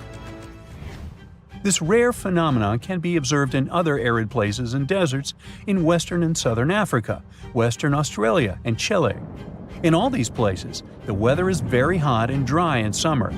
Mild humid air comes in winter, and this is the ideal environment for mass flowering. Flower seeds that lie in desert sands can wait for decades before starting to produce flowers. When the hot sun destroys all the weeds and grass, and the rainfall becomes enough to moisten the soil, the seeds are kind of like, well, okay, now it's our turn to play a big game. And then hundreds of thousands of tourists come to take photos and post these beautiful pictures on social media. And this, unfortunately, is one of the main dangers for flowers. Therefore, if you find yourself in a place like this, don't pick the flowers and don't trample on them. Stay on the path, don't litter. Take only pictures and leave only footprints. You get it? Good. You're walking along a hot desert under the scorching sun. You run out of supplies. There's no more water. You dream about rain, but there are no clouds in the sky. With each step, you lose more and more strength and fall. You notice a small pond nearby. Is it real water or just a mirage? You can't get to your feet, so you crawl there. The water is getting closer by the minute, but not because you're moving towards it. It's the water approaching you. In a few minutes, the pond area increases. Here, you're already in it. A small lake is formed, 60 feet deep, at the place where the piece of desert was. This real event happened in 2014 in the Tunisian desert. No one knows exactly on what day the lake appeared, since this part of the south of Tunisia is sparsely populated. At first, shepherds passing by saw the lake and didn't believe their eyes. In the next few hours, hundreds of locals came running to the place. They began to swim, jumping into the water from the surrounding rocks. But a few days later, something strange happened to the lake. In the beginning, it was a crystal clear turquoise blue color, but then it turned dark green. People didn't attach any importance to this and continued to swim. They shouldn't have done that. The scientists and geologists arrived and immediately announced that it wasn't safe to swim in the lake. Muddy green water means the lake is stagnating. It's not refreshed, it's not fed by underground springs. Now the lake is filled with algae and a lot of harmful bacteria that can cause serious diseases. They also found out that this region of Tunisia is filled with huge deposits of phosphate. This substance can disintegrate and leave radioactive traces. The lake can be carcinogenic, toxic, and hazardous for any living organism. But people didn't worry about this too much. They walk in the middle of the desert, while the sun heats the air to 104 degrees Fahrenheit. Most of them are unlikely to refuse to jump into cool water, despite the warnings of scientists. Until now, no one knows exactly the reason for the appearance of the lake. Some scientists believe the lake was formed because of heavy rains. The lake is surrounded by rocks and is located inside a canyon. The water could just accumulate after each storm. Some geologists think an earthquake was the cause of the lake. A small seismic activity provoked the rupture of the Earth's rock above the water table, and through this hole, all the water splashed out. And if this theory is correct, then the lake can be pulled back underground through cracks. This is the same as when you pull the plug out of a drain hole in a filled bathtub. Any small earthquake is like pulling the plug out. Therefore, if you find yourself in these places, don't swim in this radioactive lake.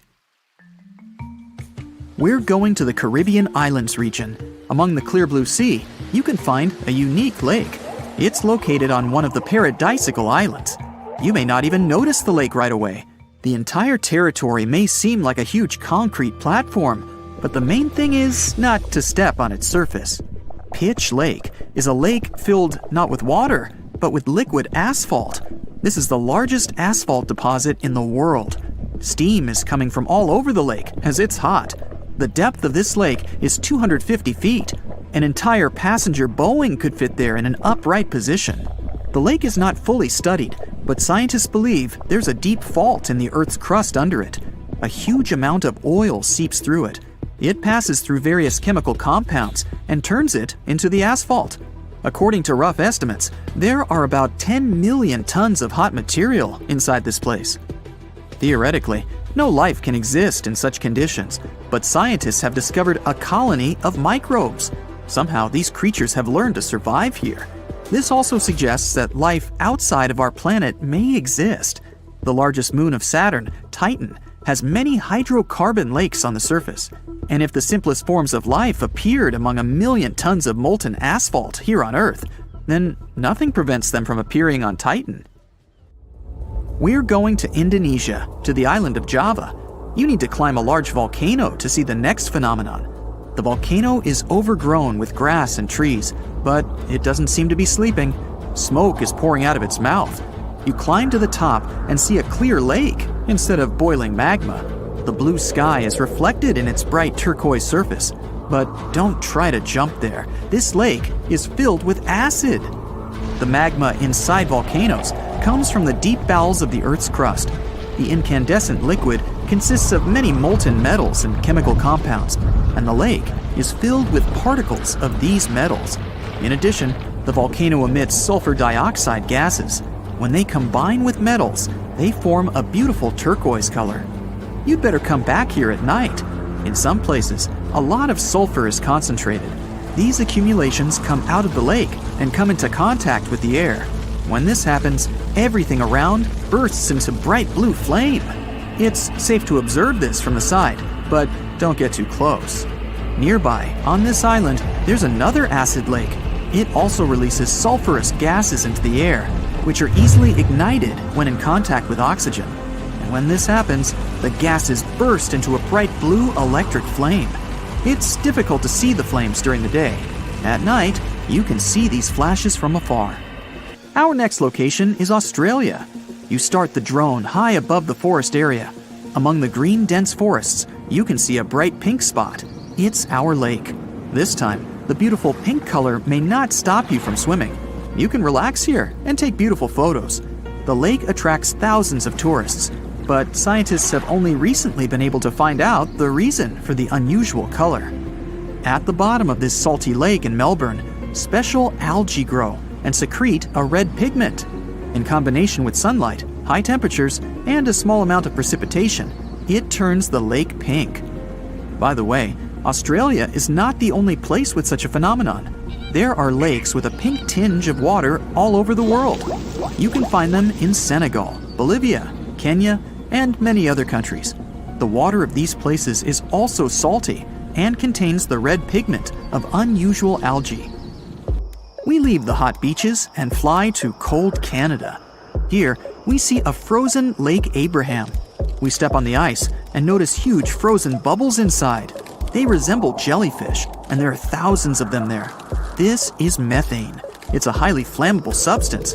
The grass, leaves, pieces of trees, and any organic substances that fall into the lake become food for a lot of bacteria that emit methane. Upon contact with frozen water, methane turns into tens of thousands of frozen balls. When the ice melts, the bubbles burst and sizzle. This phenomenon can also be observed on some shores of the Arctic Ocean. There, the size of the bubbles can reach several times more than balloons. It's a beautiful sight, but it's not safe, since methane ignites when it contacts with air. We're in the coldest place of our journey. It's Antarctica, near the driest desert on Earth. A dry place doesn't mean it has to be hot. It's an area with minimum precipitation. The desert isn't sand and cacti, but a place where almost no living life inhabits. Some areas of Antarctica meet these two criteria. However, in this icy desert, you can notice a tiny lake. Its depth is only a few inches. Technically, it's a pond, but the most amazing thing is that it stays in a liquid form.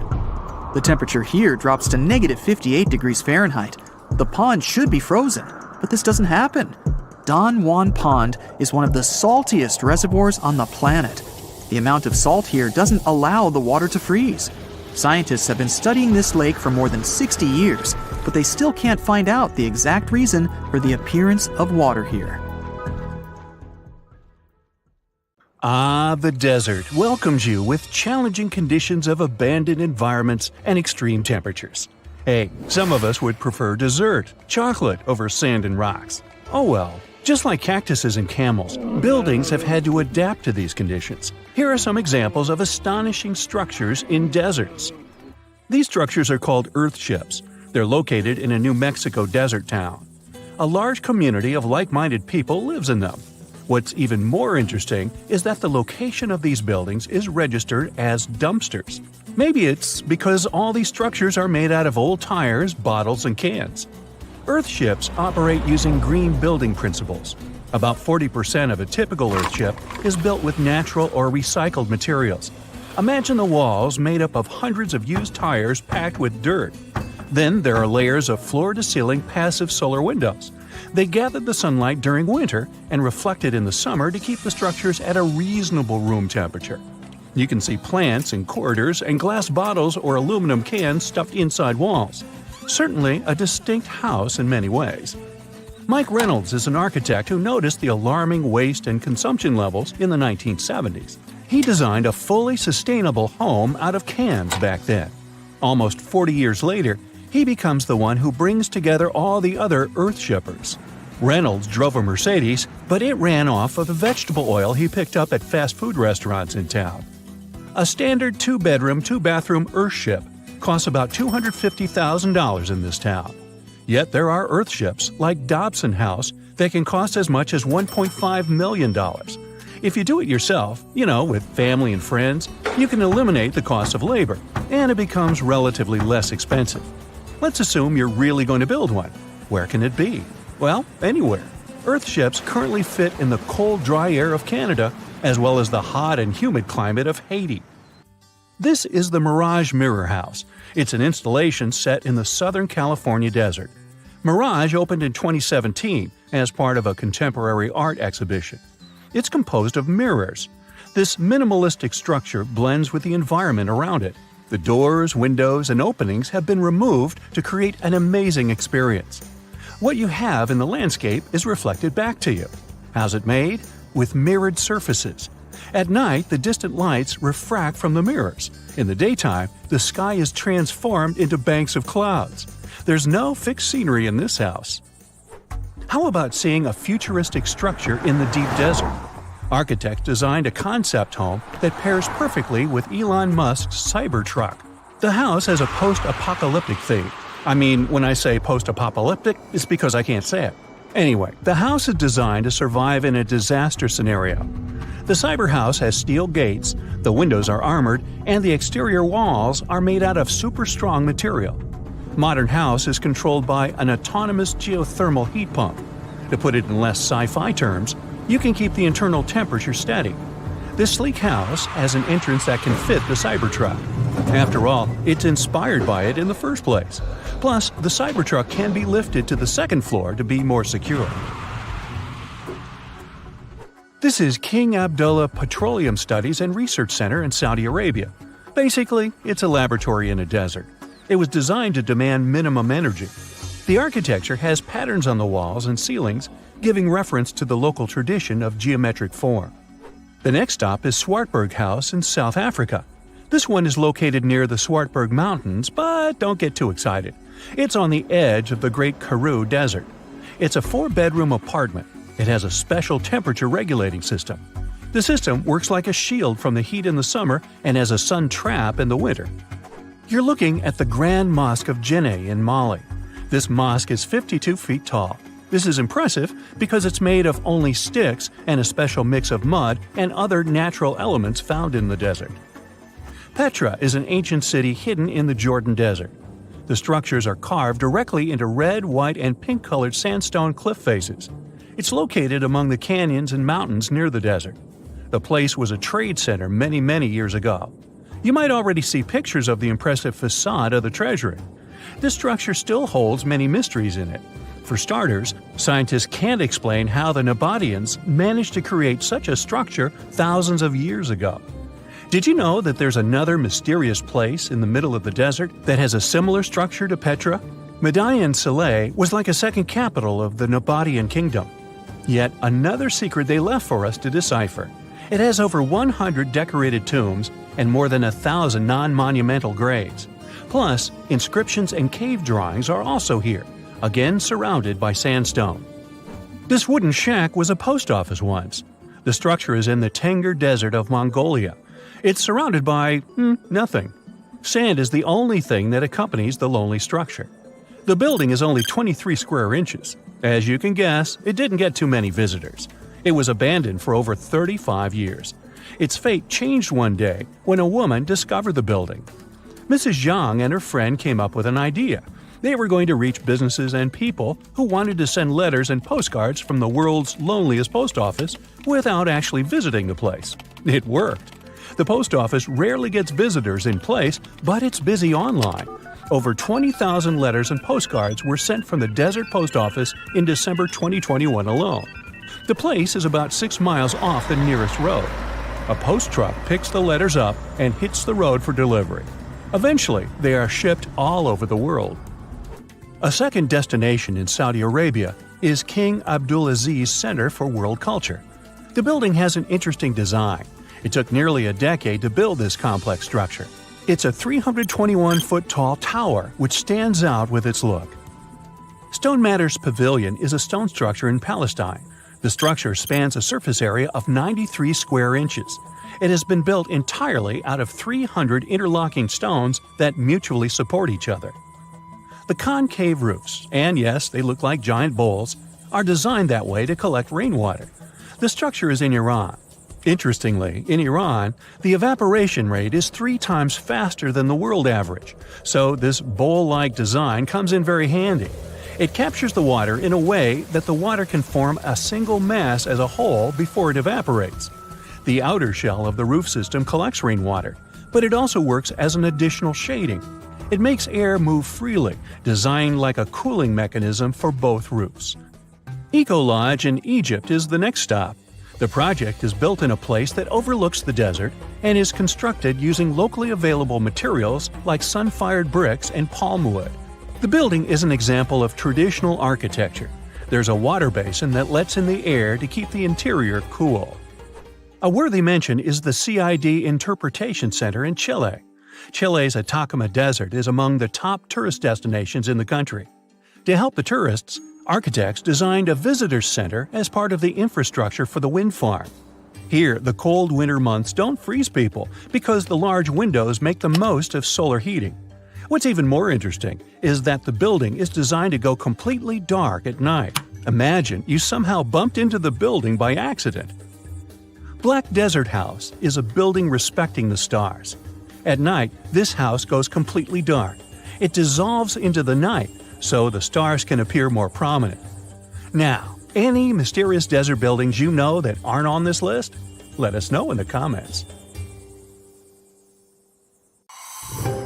Something exciting and kinda unexpected popped out among the rocks of the Ica Valley in Peru. The bones of a really old whale that lived almost 40 million years ago. At first, no one was really impressed because the bones they found were big and weirdly shaped, so people just thought they were looking at giant boulders. I mean, that's cool too, but things got way better when they realized those were the remains of a very large ancient animal that roamed along the coast of ancient Peru. Plus, it was probably the heaviest creature that ever lived. Sorry, blue whale, I know you worked hard to get to the top. The length of over 100 feet and weight of more than 200 tons brought you the status of the biggest animal on our planet. But it seems you've held the title long enough. Time to hand it over to our next candidate, and that one's really gigantic. This ocean beast was probably shorter than the blue whale, but heavier, with a weight that could be between 93 tons and 370 tons. If it's closer to the higher number, it'll make Perseus the biggest animal ever known to have lived on Earth. And it seems its weight was the result of having extremely thick, dense bones. You can see such bones today in manatees or some other early whales. Dense bones are a great tool for such marine mammals. This feature makes them heavy and allows them to stay submerged most of the time. But at the same time, if their body was too heavy, they would end up sinking all the time, and they would waste too much energy to move back up to the surface. So, to avoid sinking, marine mammals need to have enough lighter tissues, like muscles and fat, to help them float in the water without using too much energy. Now, scientists didn't have the whole skeleton, which makes it hard to tell how big the animal was. But they used the ratio of the heavy bones to the lighter tissues in other marine mammals to estimate the overall weight of this giant ancient whale. Experts found these fossils about 13 years ago and spent the next decade freeing the whale from the rock. Its anatomy and age showed this whale was a cousin of Basilosaurus, a whale that had a long snout full of sharp teeth, and a sleek body similar to that of an eel. Even if Perseus wasn't bigger than the blue whale, it was still a giant that ruled the ocean depths. Unlike modern whales, there's a possibility that this ancient fellow was a predator that liked to go after bigger prey. And this also changes how we see the history of whales. Scientists used to think these magnificent creatures became really big about 5 million years ago when they started eating lots of small creatures. But here's the proof that giant whales existed even before that. But it's still unclear how this whale managed to find enough food to sustain its enormous body. Plus, it's still hard to tell what exactly this ancient creature had on its menu. It was pretty large and not such a fast swimmer, so it's possible it searched for food in shallow waters. Then it probably ate crustaceans, clams, or some other small animals hiding in the sand. One theory says it was a scavenger, which basically means it munched on remains of everything that would come its way. It's not so unusual to find marine animals in deserts. Many of these regions used to be covered with water anyway. The Sahara in Africa is a perfect example. About 50 to 100 million years ago, this was not a dry desert, but a shallow saltwater body called the Trans-Saharan Seaway. The land is not wet there anymore, of course, but people who lived in that area knew about it because they used to find old shells across the desert. The sea was about 164 feet deep. That sounds enough for a nice swim. Some would say this area looked like modern Puerto Rico, with lots of sun and shallow water. Mangrove forests were a common thing as well as seafloors covered with mollusks, like snails and clams. The marine sediment that was left behind after the sea had dried up is full of different fossils. And the animal that lived in that ancient underwater world didn't look friendly. Plus, they were much bigger than their relatives from modern times, so a regular-sized human would end up as a snack, not even a whole meal. Normally, when animals live on small islands, they can become much bigger than their relatives from the mainland. This is something we call island gigantism, and it happens because there are more resources or fewer predators on islands. Maybe the same thing happened in the Trans-Saharan Seaway. Even though it wasn't an actual island, the water moved in and out, which created little pockets of water. And specific conditions in these pockets might have helped animals grow bigger. So we're talking about giant sea snakes, catfish, and fish that no longer exist today. One had incredibly strong jaws, and the animal used them to eat hard things and even crush shells. Their teeth showed they were fierce predators other animals had every reason to be afraid of. They went through some changes when it came to diet, similar to some types of piranhas. And the competition to get to the top of the food chain wasn't a joke. Not when there were also such large predators as sharks, crocodiles, and ancient relatives of elephants. Sahara went through different phases. If you could use a time machine and take a peek at Earth's largest hot desert as it was about 6,000 years ago, you wouldn't have to struggle with sand and heat. You'd have a nice walk through a green and pretty lush place. In the past, people who lived in that area didn't leave drawings on cave walls that showed camels, sand dunes, and scorpions. All those things you'd see in today's Sahara. Instead, they drew crocodiles. That's additional evidence that the Sahara used to have a lot of water and plants enough to support these big yet scary animals. Around 3 billion years ago, Earth might have been mostly covered with water. Today, it's about 71% of its surface, but it seems that our planet used to be a giant ocean world with no continents at all, just some scattered islands. Scientists studied special rocks in Western Australia that formed in a place deep under the ocean called a hydrothermal vent system. To explain this better, it's important to mention two common oxygen types, O16 and O18. O18 is heavier because it has extra neutrons. O16 evaporates from water more easily, and as researchers studied an old ocean floor, they found a lot of O18, more than in today's oceans. This way, they realized ancient Earth had less dry land than Earth today. Australia is a good spot to conduct these studies because a long time ago, it also used to be a beautiful place with large animals and lush rainforests. But as time went by, the land became drier and Australia had more deserts formed, such as the Great Victoria Desert. Rainforest remained only on the edges of the continent. What happens with deserts across the globe is called desertification. That's when land that used to be good for growing things turns into a desert or something similar. Our planet changes over time, together with its climate. But desertification also happens because of human activities, like mining, farming, and building cities. And when land turns into a desert, it's a problem because it can't support people and animals anymore. Food doesn't grow there. There's not enough clean water, and animals lose their homes. To help with this problem, there's a plan many countries agreed to. They decided to work with farmers to take care of the land, fix damaged areas, and manage water better. All in all, to make our planet a better place for life.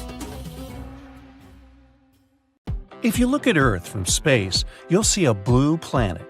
Almost 70% of its surface is covered with water.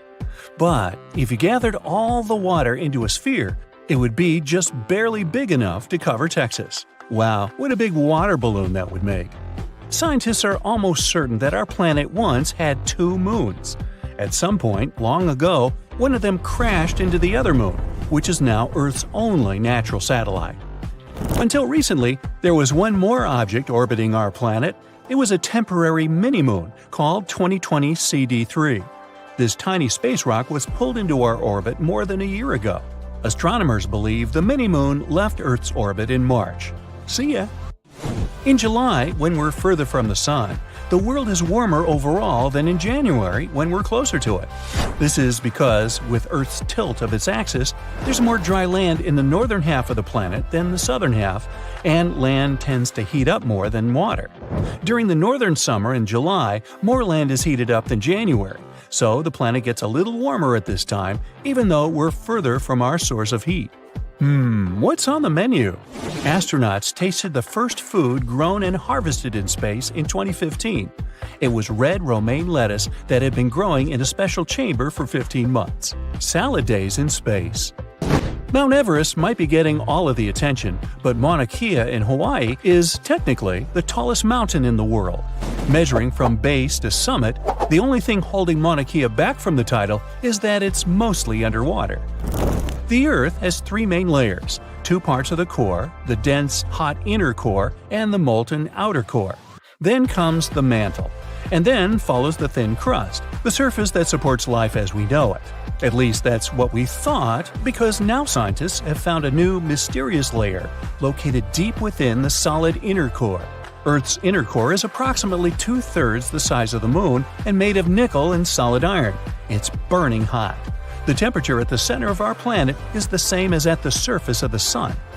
Now, any place that gets very little water each year is considered a desert, and because Antarctica is roughly as big as the US and Mexico combined, it actually wins the title of the largest desert in the world. Now, one scientist has a theory that a substance existed in ancient microbes before chlorophyll evolved on Earth. That's the stuff that makes plants green. This earlier substance reflected sunlight as red and violet colors, which combined to make purple. Now, if true, the young Earth may have been teeming with strange purple-colored critters before all the green stuff appeared. The rocks, metals, and other minerals and things that make up the planet are packed into the ground more tightly in certain places than in others. This has surprising consequences. Gravity varies slightly, depending on where you are. You weigh 0.5% less standing at the equator than you do at the poles. How high up you are also has an effect. So, if you were at the top of Mount Everest, you'd also weigh slightly less. Hey, don't look down. The Hudson Bay of Canada is a gravitational anomaly. This area has lower gravity than any other place on Earth. Water bears, also known as moss piglets, are cute little creatures with 8 legs and squashed-up heads. Despite their microscopic stature, they can basically survive anywhere.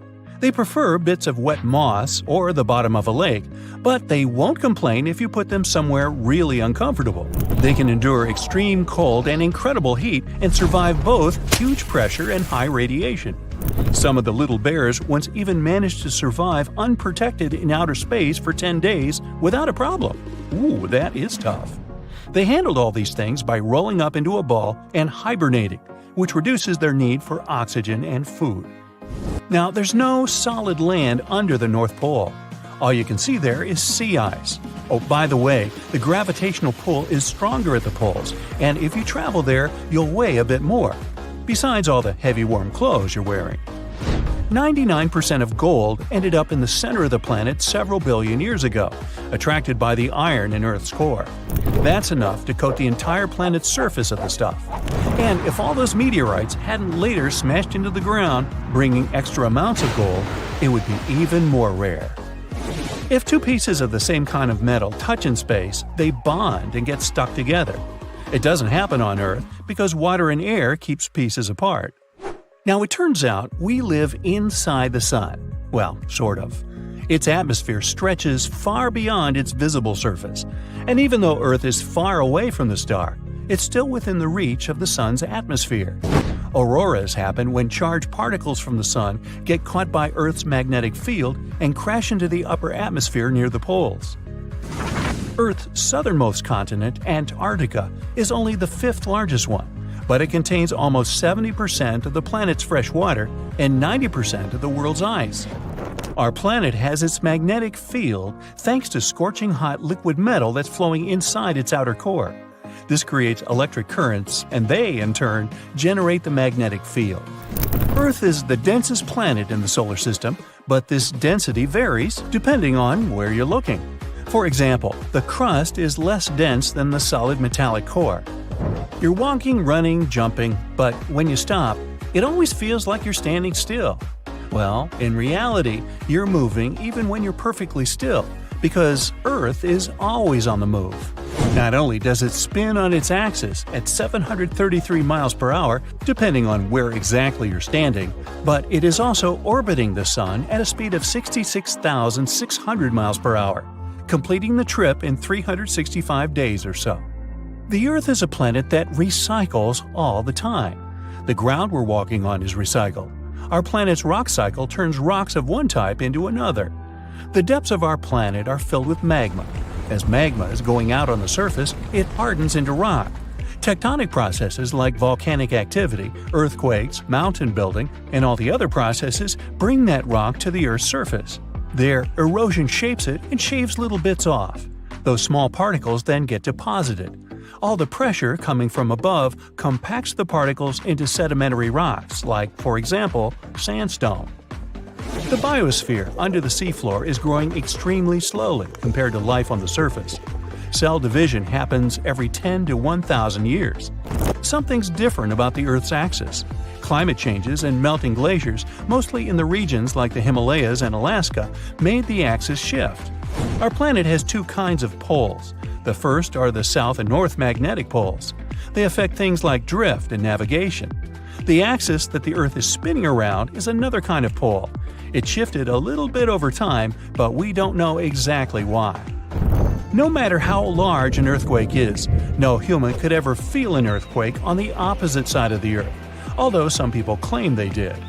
The Earth absorbs heat from the Sun, mostly on the surface. The heat doesn't spread equally on all parts of the Earth. One side of the planet, the Pacific Hemisphere, is losing heat more quickly than the other, the African Hemisphere. This happens because land traps more heat than the surface under the ocean. The seafloor is way thinner than the landmass. Also, the temperature caused by the heat coming from inside the Earth is getting lower because of huge amounts of cold water above it. If you could take all the water droplets in clouds and bring them to the surface, you could cover the planet with a liquid layer as thin as a human hair. It doesn't seem like a lot, but this water is crucially important for climate. We'd have warmer temperatures if it weren't for the clouds. And every 200,000 to 300,000 years, our planet goes through a magnetic pole reversal. It's not an instant process, though. It can last hundreds or even thousands of years. You're in the heart of the Sahara Desert. You're going to take part in a marathon. From this point, you need to walk 600 miles east to the meeting point.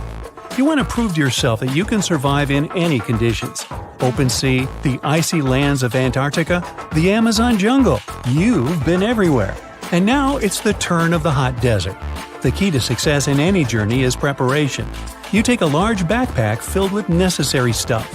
A small hatchet for chopping off dry branches. A compass, a sleeping bag. You can't rely on GPS, as the connection may be lost in the desert. Matches, a first aid kit, water purification tablets, a flashlight. Also, you need a scarf, a bandana, sealed glasses that will protect your eyes from sand, and light clothing that can cover your entire body.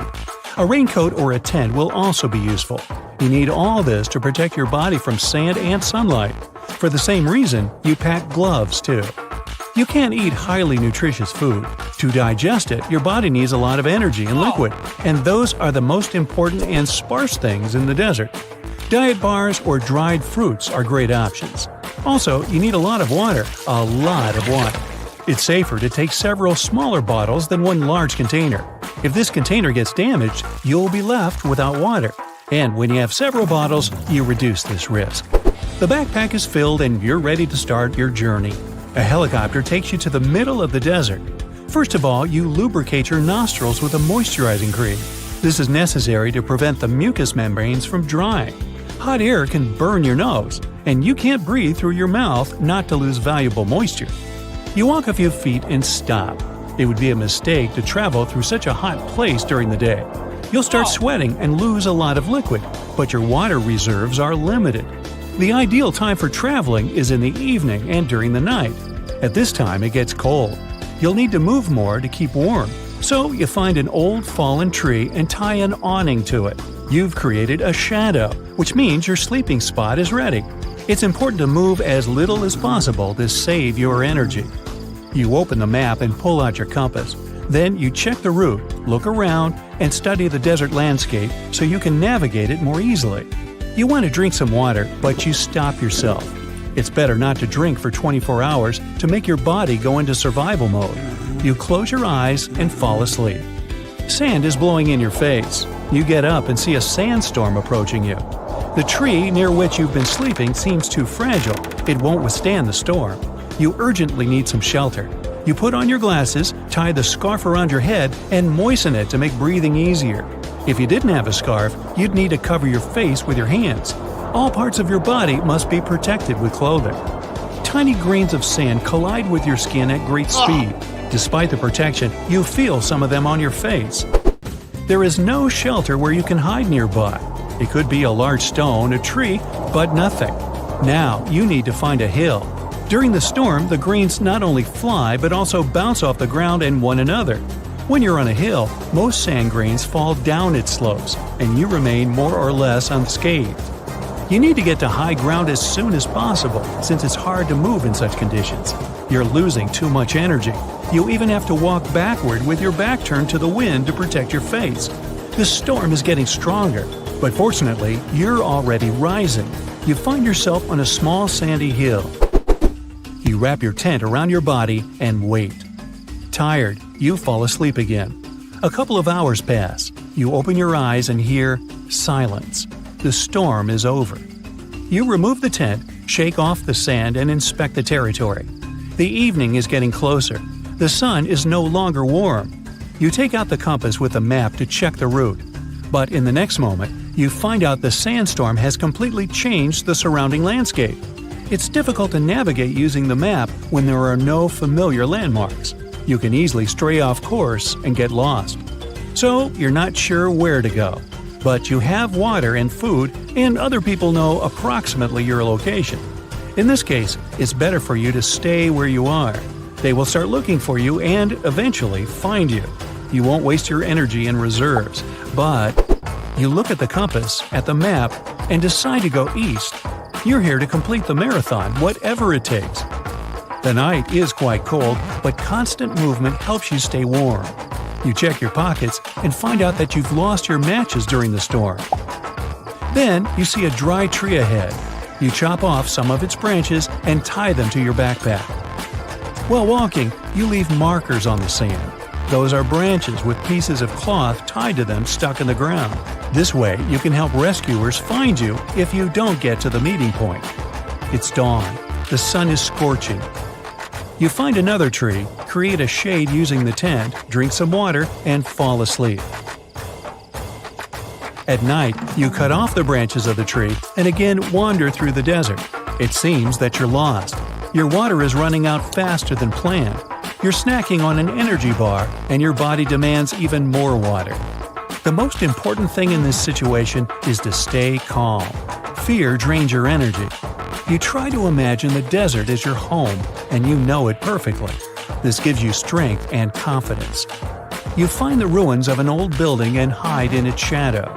After that, you put the branches in one pile and set them on fire with a mirror. You need the fire so that rescuers notice the smoke. Unfortunately, there's no helicopter flying in the sky. You continue on your way the next night and discover that only one bottle of water is left. You try to eat as little as possible so that your body doesn't waste energy on digesting food. It makes you weaker. Now your goal is to replenish your supplies. To do this, you need to wait for dawn.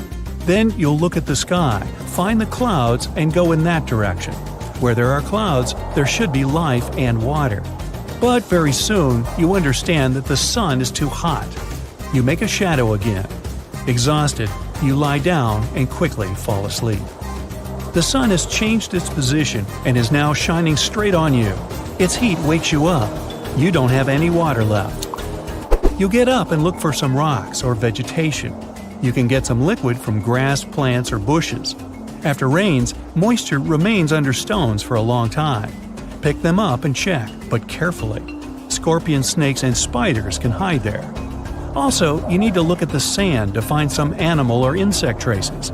Animals always go toward water sources, and you need to follow them. But be very attentive. Those can be traces of cheetahs or African wild dogs. You're too weak to defend yourself against them. You need to spot the animals from afar and wait for them to drink first. You find some footprints. A group of spotted hyenas is walking in the distance. You slowly follow them. They lead you to an oasis. You wait for a couple of hours for them to get enough to drink. Finally, they leave the place, and you can quench your thirst. Don't forget to throw purification tablets into the water. But even if you don't have them, you should drink anyway. In any case, it can't get any worse. Also, it's important not to drink a lot at once. Your body is exhausted and can't process a lot of liquid quickly. You drink slowly, in small sips. It feels as if you can do this for hours. Then you eat and pour some water into your bottles. No longer hungry, feeling satisfied and happy, you fall asleep again. Some noise wakes you up. A helicopter. It's flying right over you. You scream and wave your hands, but the rescuers don't notice you. It's too late to make a fire. The helicopter is leaving. Think. You take out the mirror, catch a sunbeam, and direct it at the helicopter. The rescuers have noticed you. You're saved. Under the burning sun, among the sand dunes, somewhere in the Sahara Desert, you're walking in search of an ancient treasure. Finally, you find a strange rock in the sand. It's big, looks like a large piece of black coal or rock, but something shiny on its surface makes the rock unusual. This unique find is the oldest thing that has ever been discovered on our planet. This rock was born long before Earth appeared in outer space. The unusual meteorite was found in 2020 in a remote area of the Sahara Desert. Scientists have analyzed the isotopes of magnesium and aluminum on the stone's surface and found that its age is about 4.5 billion years. At the moment, this is the oldest sample of magma from space in history. It belongs to a small protoplanet that didn't have time to form completely. It happened a very long time ago when our solar system was forming. Many huge asteroids were floating in space. Some of them were formed into huge celestial bodies, which later became planets. The big rocky planets were absorbing the smaller ones. The rock was part of a little protoplanet that just began its formation, but another huge asteroid destroyed it. The planet shattered into billions of pieces. Some of them became part of other planets. Some flew outside the solar system, and one piece that had been wandering in space until our Earth was formed. After that, it hit the planet's atmosphere and fell into the territory now known as the Sahara Desert. The rock was discovered in 2020, but the erosion of extraterrestrial rocks shows that it could have fallen much earlier. This ancient thing weighing around 70 pounds has several pieces of different meteorites inside. In simple words, it's a volcanic rock consisting of lava. It has cooled, solidified, and crystallized. That's why you notice the glitter. Scientists hope that further study of the rock will help to learn more about our solar system foundation. The biggest asteroid discovered in the U.S. is the Willamette. Its size is 84 square feet, and its weight is more than 15 tons. This is half the weight of a bus. Several people can fit on the surface of this outer space object. But the coolest thing is that it's not a rock like most meteorites that were found. Willamette is made of nickel and iron. This massive piece of metal was discovered in 1906. Now, the huge rock is kept at the American Museum of Natural History. The largest meteorite ever found is Hoba. It's located in Namibia, and people have never changed its position because it's too heavy. The weight of Hoba is 60 tons. It's heavier than a tank. The next space-related event occurred on February 28 in southwest England. On this day, a huge flash lit up the sky. Then there was a loud crash. Several residents opened the doors of their houses and noticed a black sooty spot on the lawn. They immediately guessed what had happened and reported the discovery to the British Meteorite Observation Network. If you ever find a meteorite, report it to some geological research or space center as soon as possible. The longer a space rock lies on the ground, the faster it loses its value. Rain, dust, snow, wind, scorching sun, all these factors damage the surface of the meteorite. It makes it difficult to study the celestial object. The meteorite found in England looks like coal, but it's way softer and more fragile. It most likely used to contain frozen water.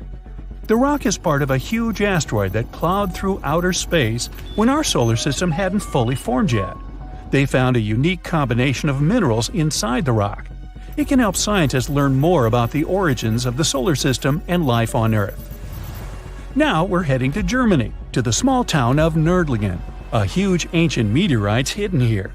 It's very difficult to notice it unless you know the secret of this town. You're walking along the cozy little streets and looking at the buildings with beautiful architecture. You spend the whole day there and don't find anything that reminds you of a meteorite. To solve the mystery, you need to get out of town. So you climb a high hill and see that the city is located inside a pit. For a long time, locals were sure the house was located in the crater of an extinct volcano. If you look at the houses from a certain angle, you may notice an unusual shining coming from them. In the middle of the 20th century, a group of geologists came here and immediately declared that the crater doesn't look like a volcanic one. The town was built on a huge crater left by a meteorite. The huge celestial body fell here about 15 million years ago. It was so hot that the carbon bubbles inside instantly turned into small diamonds.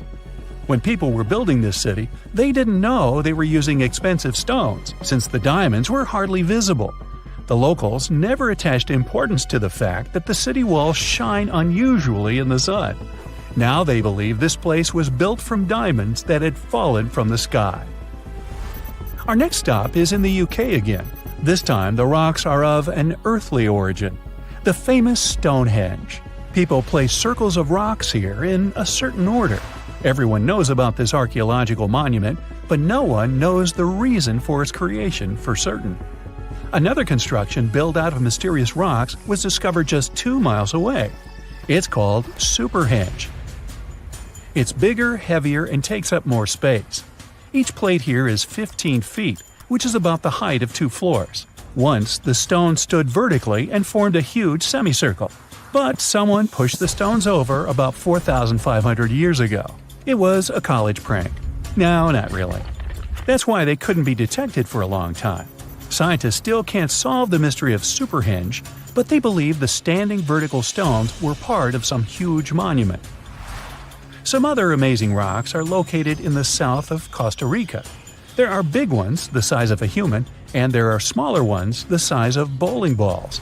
And they all have a perfectly round shape. These giant rocky spheres were created by people. It must have taken years of polishing using stone tools to get the perfect round shape. These balls are incredibly heavy, but can easily roll like a basketball. All the rocks are of a different age. Some of them were created about 2,500 years ago. Most of them are made of molten volcanic magma. Until now, scientists don't know for what purpose these stones were used. They were found in different parts of Costa Rica, near big cities. It's possible that ancient civilizations installed them specifically to show the greatness of local kings. Also, many experts believe the rocks were used as a tool for studying astronomy. The people who knew their purpose of the rocks had disappeared, and the history of the stones was lost along with them. Let's finish our journey with the coolest archaeological find. You're walking through the desert of Peru and climbing a low hill. You look down and notice the surface of the hill is covered with strange lines. You walk far away and see a huge cat on the hill. Such a drawing is called a geoglyph.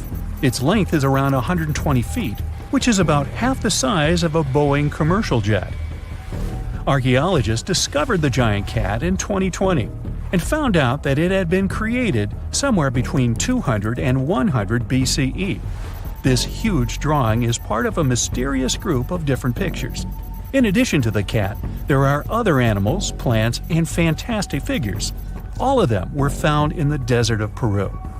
The kitten was found by chance. Archaeologists didn't see it at first because natural erosion on the hillside had almost erased the silhouette. The freezing temperatures of the Arctic Circle, intense off-road driving in the searing heat of the Sahara Desert, not to mention wild animals that are ready to pounce without warning. That's what a journey of a giant block of ice looked like. The thing was moved from the Arctic Circle all the way to the scorching equator in the back of a pickup truck. Rewind back to 1959, when the world was going through some tough times and a cola cost you a nickel. Radio Luxembourg presented its listeners with a challenge. It was to transport 3 tons of ice from the Arctic Circle to the equator. Anyone could take part in this adventure. The only condition, and a tough one at that, was that no refrigerator could be used throughout the journey. To make things even spicier, they offered a reward for those who could do it. A whopping 50,000 francs for each pound of ice that remained at the end of the journey, which would be around $9,000 per pound these days. And if someone managed to deliver the entire block, they could get around $50 million. As soon as the challenge was announced, the guys from the radio just kicked back and waited for the laughs to pour in. But Börje Notvik wasn't laughing. At that time, he needed money to develop his business, which was manufacturing glass wool insulation. If the man succeeded, he could help his family and employees. So, his company, Glasvat, based in Norway, took on the challenge and surprised everyone around, especially the radio station. It seemed to be an impossible task. No one had ever accomplished such a feat. The total distance was around 5,000 miles, all in the boiling sun. It would probably melt the entire ice block even before it reached the shores of Europe. But Börje was a smart man and had a brilliant plan up his sleeve. The radio company figured out what the man was going to do. They realized how much they would lose if he were to succeed. The result? They canceled the entire money reward. When Börje heard of the news, he was at a loss. He'd already gone to the Arctic Circle and prepared to excavate some ice. Luckily, before he knew it, the situation gathered so much media attention that sponsors from 8 different countries lined up to support Notvik's journey. Famous petrol company Shell provided his expedition with fuel, and transport manufacturer Scania gave them a pickup truck. Börje Notvik and his team started to cut through ice. Of course, they couldn't get a single piece that would weigh 3 tons. That's why they chopped up several 450-pound blocks of ice, and then they transported all those pieces by helicopter to the town center. Then, they melted them together to create a giant chunk of ice. After that, the ice was supposed to be placed in the back of a large pickup truck, but it wasn't enough to prevent it from melting, and the team couldn't use any methods of refrigeration. Börje decided to put the ice in a specially constructed iron container insulated with glass wool and wood. It would keep the ice more or less intact without breaking the rules of the challenge. It was a very clever way of insulating. Glass wool is made of melted glass fibers. The air gets trapped between the thin glass strands and can't flow out. This way, there are no dramatic temperature changes. Along with the massive chunk of ice, the truck also carried around 650 pounds of medicines. They had to be delivered to a hospital that was on the way of the expedition. On February 22, 1959, the epic journey across the continents began. It started in Norway. Then the team traveled through Copenhagen, Hamburg, Brussels, Paris, and Marseille. In Europe, almost everyone knew about the unusual journey. Notvik and his people were greeted with cheers and claps as they drove through large cities and small towns. The roads were well paved and weather conditions didn't bring any problems. News spread even further south when the expedition reached Paris. By that time, they'd already become celebrities. The police even escorted them through some of the busiest streets to make way for the truck carrying the ice. The mayor invited Börje and his team for lunch. The ice was in good condition until it arrived at the port of Marseille. That's when things started to look challenging.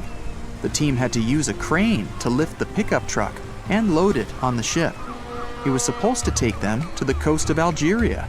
Notvik and his people realized they were about to start the most difficult part of the trip. Bye-bye to the cool landscapes of Europe. They'd have to endure the scorching sun of the desert before being able to finish their trip. Soon enough, they were on their way to the final destination, but the ice was melting away much faster than before. That's why the expedition had to move at an ever-increasing speed. but it turned out to be challenging. It was almost impossible not to get stuck in the sand. At that time, the Sahara had no paved roads for miles on end.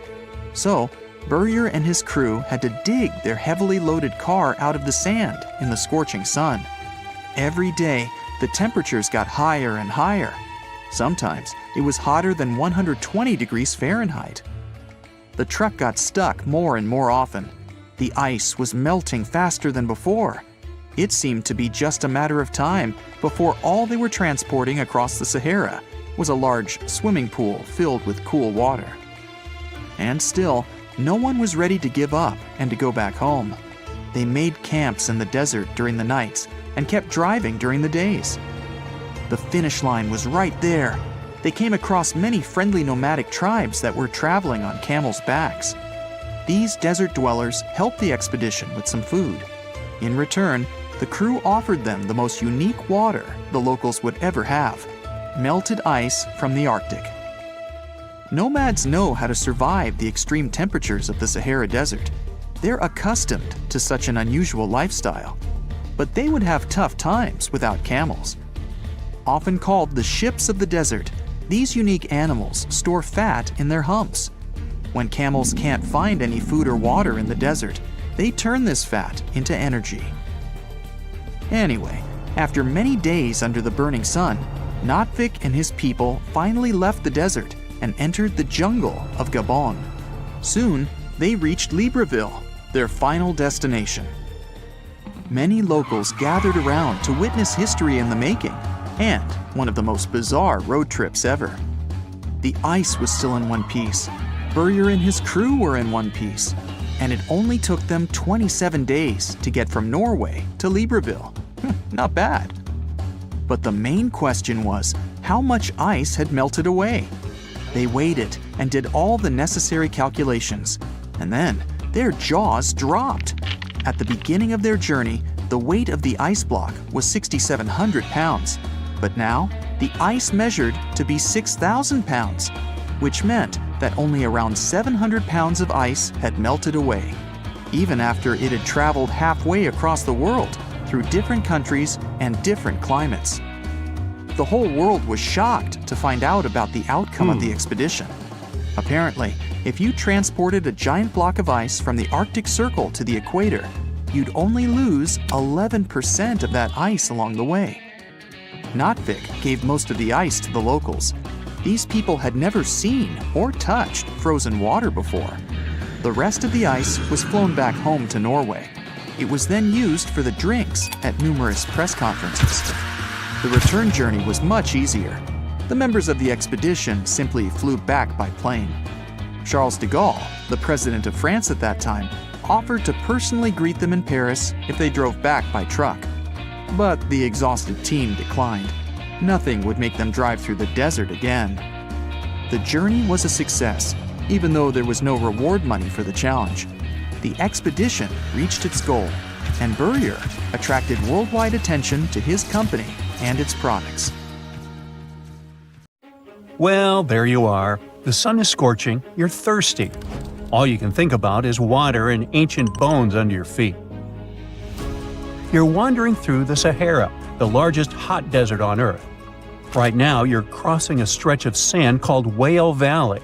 And all over these 75 square miles of land, fossils cover the ground so thickly that you can't help but step on them.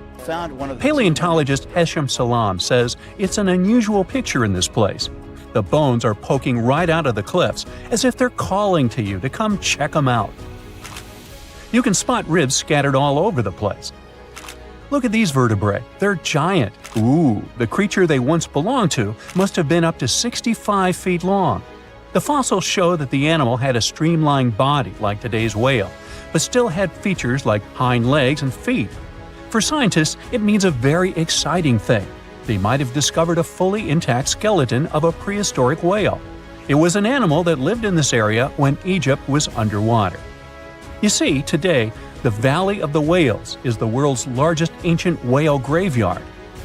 You're likely wondering what marine animals are doing in a desert more than 100 miles away from the nearest coast. Well, millions of years ago, This desert was at the bottom of a massive ocean called the Tethys, which stretched from Europe to India. When sea levels dropped, the ocean left behind a seabed covered with fossils.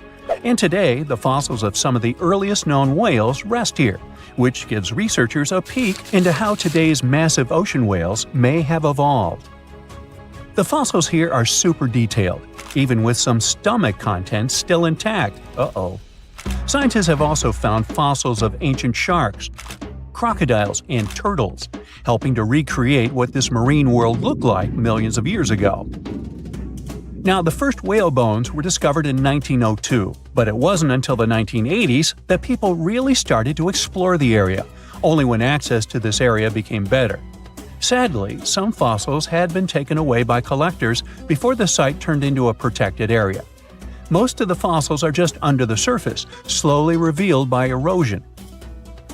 Whale Valley gives us an amazing glimpse into millions of years of ancient coastal marine life. But let's move further. Ancient whale fossils aren't the only discovery you're going to make today. For over 150 years, scientists have been puzzled by a strange creature that lived millions of years ago.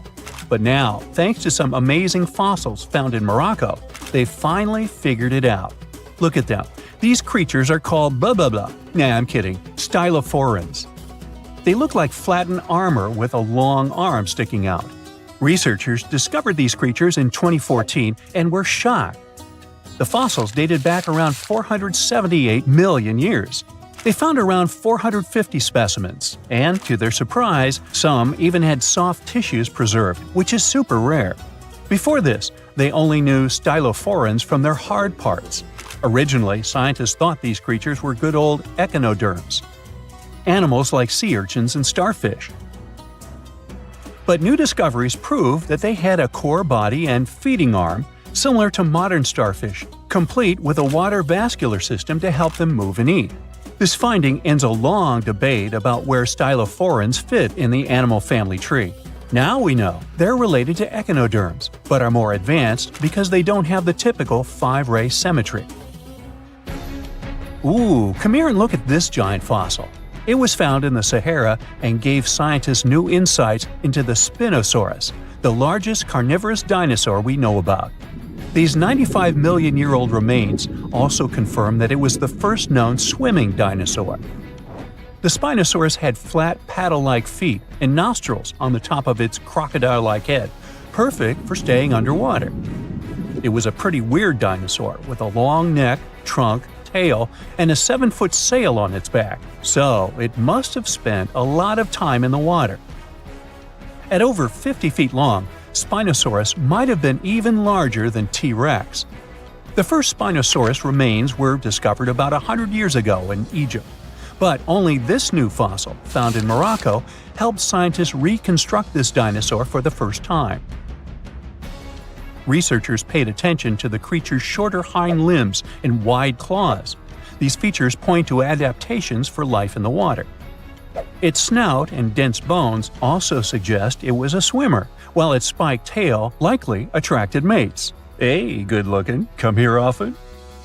And here's another astonishing find made in Tunisia, the remains of Machimosaurus rex. Now, so far it's believed to be the biggest crocodile ever. This ancient croc was about 32 feet long and weighed around 66,000 pounds. It was a top predator around 130 million years ago, and its skull was over 5 feet long. Now, this discovery is a big deal because it shows that these crocs stuck around longer than we thought. Before this, scientists believed that they disappeared during a minor extinction event between the Jurassic and Cretaceous periods. Now, let's go back to the fact that the Sahara was once underwater, and some of the largest sea creatures ever lived there. A study published in the Bulletin of the American Museum of Natural History speaks about an ancient body of water called the Trans-Saharan Seaway. It existed between 150 million years ago, covering parts of Western Africa. Scientists spent 2 decades trying to recreate this prehistoric underwater world. They found it was warm and shallow, home to some pretty terrifying creatures, including 5-foot-long catfish and 40-foot-long sea snakes. Yikes! The seaway was cut off from larger oceans for long stretches, which may have helped these predators grow larger because resources were always available. It's a classic case of evolution at work, leading to what scientists call gigantism in isolated environments. But all that water didn't just disappear with no trace. Under the sands of the Sahara, scientists have discovered a massive ancient lake, which they're calling a megalake. Makes sense? This lake formed around 250,000 years ago when the Nile River flooded the eastern Sahara. At its biggest, this lake covered over 42,000 square miles. It's about half as big as Kansas. They also found evidence of a smaller lake, 93 miles west of the Nile, at a slightly lower level and covering 18,600 square miles. All of this adds to growing evidence that once, North Africa had many lakes that might have created migration routes, helping early humans move across the continent. Now, in the Sahara, you can find not only fossils of bizarre animals. In May 2020, some weird rocks with greenish crystals were discovered in a sandy region in southern Algeria's Sahara Desert. When scientists checked them out, they found out these rocks weren't from Earth. They were actually pieces of a meteorite called Göbekli Tepe 002. This meteorite is super old, like the oldest volcanic rock ever found. It melted ages ago in the fiery heart of an ancient protoplanet that no longer exists. Researchers had recently published a study in Nature Communications, revealing that they have analyzed lead and uranium isotopes in Göbekli Tepe 002 and found out it's more than 4.5 billion years old. Another cool discovery made in the Sahara is quite unexpected. A few years ago, scientists found what they think are the world's oldest colors, and they're bright pink. These pigments were uncovered from rocks that are around 1.1 billion years old in the Sahara Desert. The colors came from microscopic organisms, as animals didn't exist back then. The discovery was made by a PhD student who crushed the ancient rocks and analyzed the pigments. These pink pigments are actually ancient chlorophyll from photosynthetic organisms that lived in an ocean that's long gone. Researchers are now sure that this finding could help explain why larger, complex creatures showed up much later in Earth's history. Before these colors were discovered, scientists didn't know what was missing in the food chain that delayed the evolution of larger animals. Now they understand that tiny cyanobacteria were at the bottom of that chain. Apparently, this discovery is not just about finding some old pink stuff. Scientists believe it's a breakthrough in understanding the history of life on Earth. So, the Sahara Desert is so big that it covers 8% of the world's territory. It's bigger than the USA or China. Surprisingly, the Sahara is not the largest desert in the world. It is the third largest, behind Antarctica and the Arctic. But it is definitely the hottest one. Temperatures there reach 136 degrees Fahrenheit. This place has some of the most incredible sand dunes you've ever seen, towering up to 1,476 feet. But here's the kicker. There's a real risk that these dunes might continue to spread until they cover the entire world.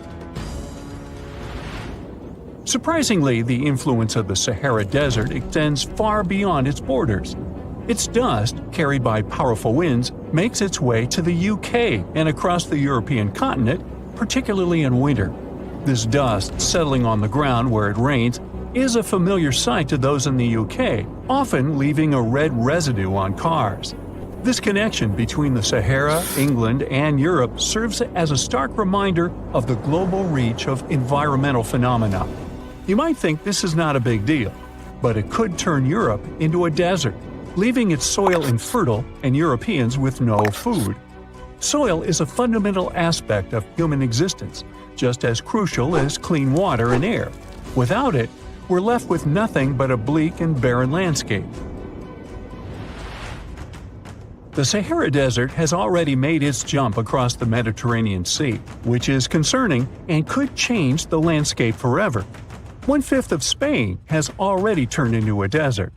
The next victim is Italy, which also faces the problem of desertification. In fact, almost all European countries have the same issue. According to an expert, the land that has not changed for nearly 2,000 years will become mostly rock, and people living on this land will be gone. 60% of the soil in Moldova is gone, and the problem has expanded beyond the Black Sea. It has reached China and Mongolia, thousands of miles away from the Sahara Desert.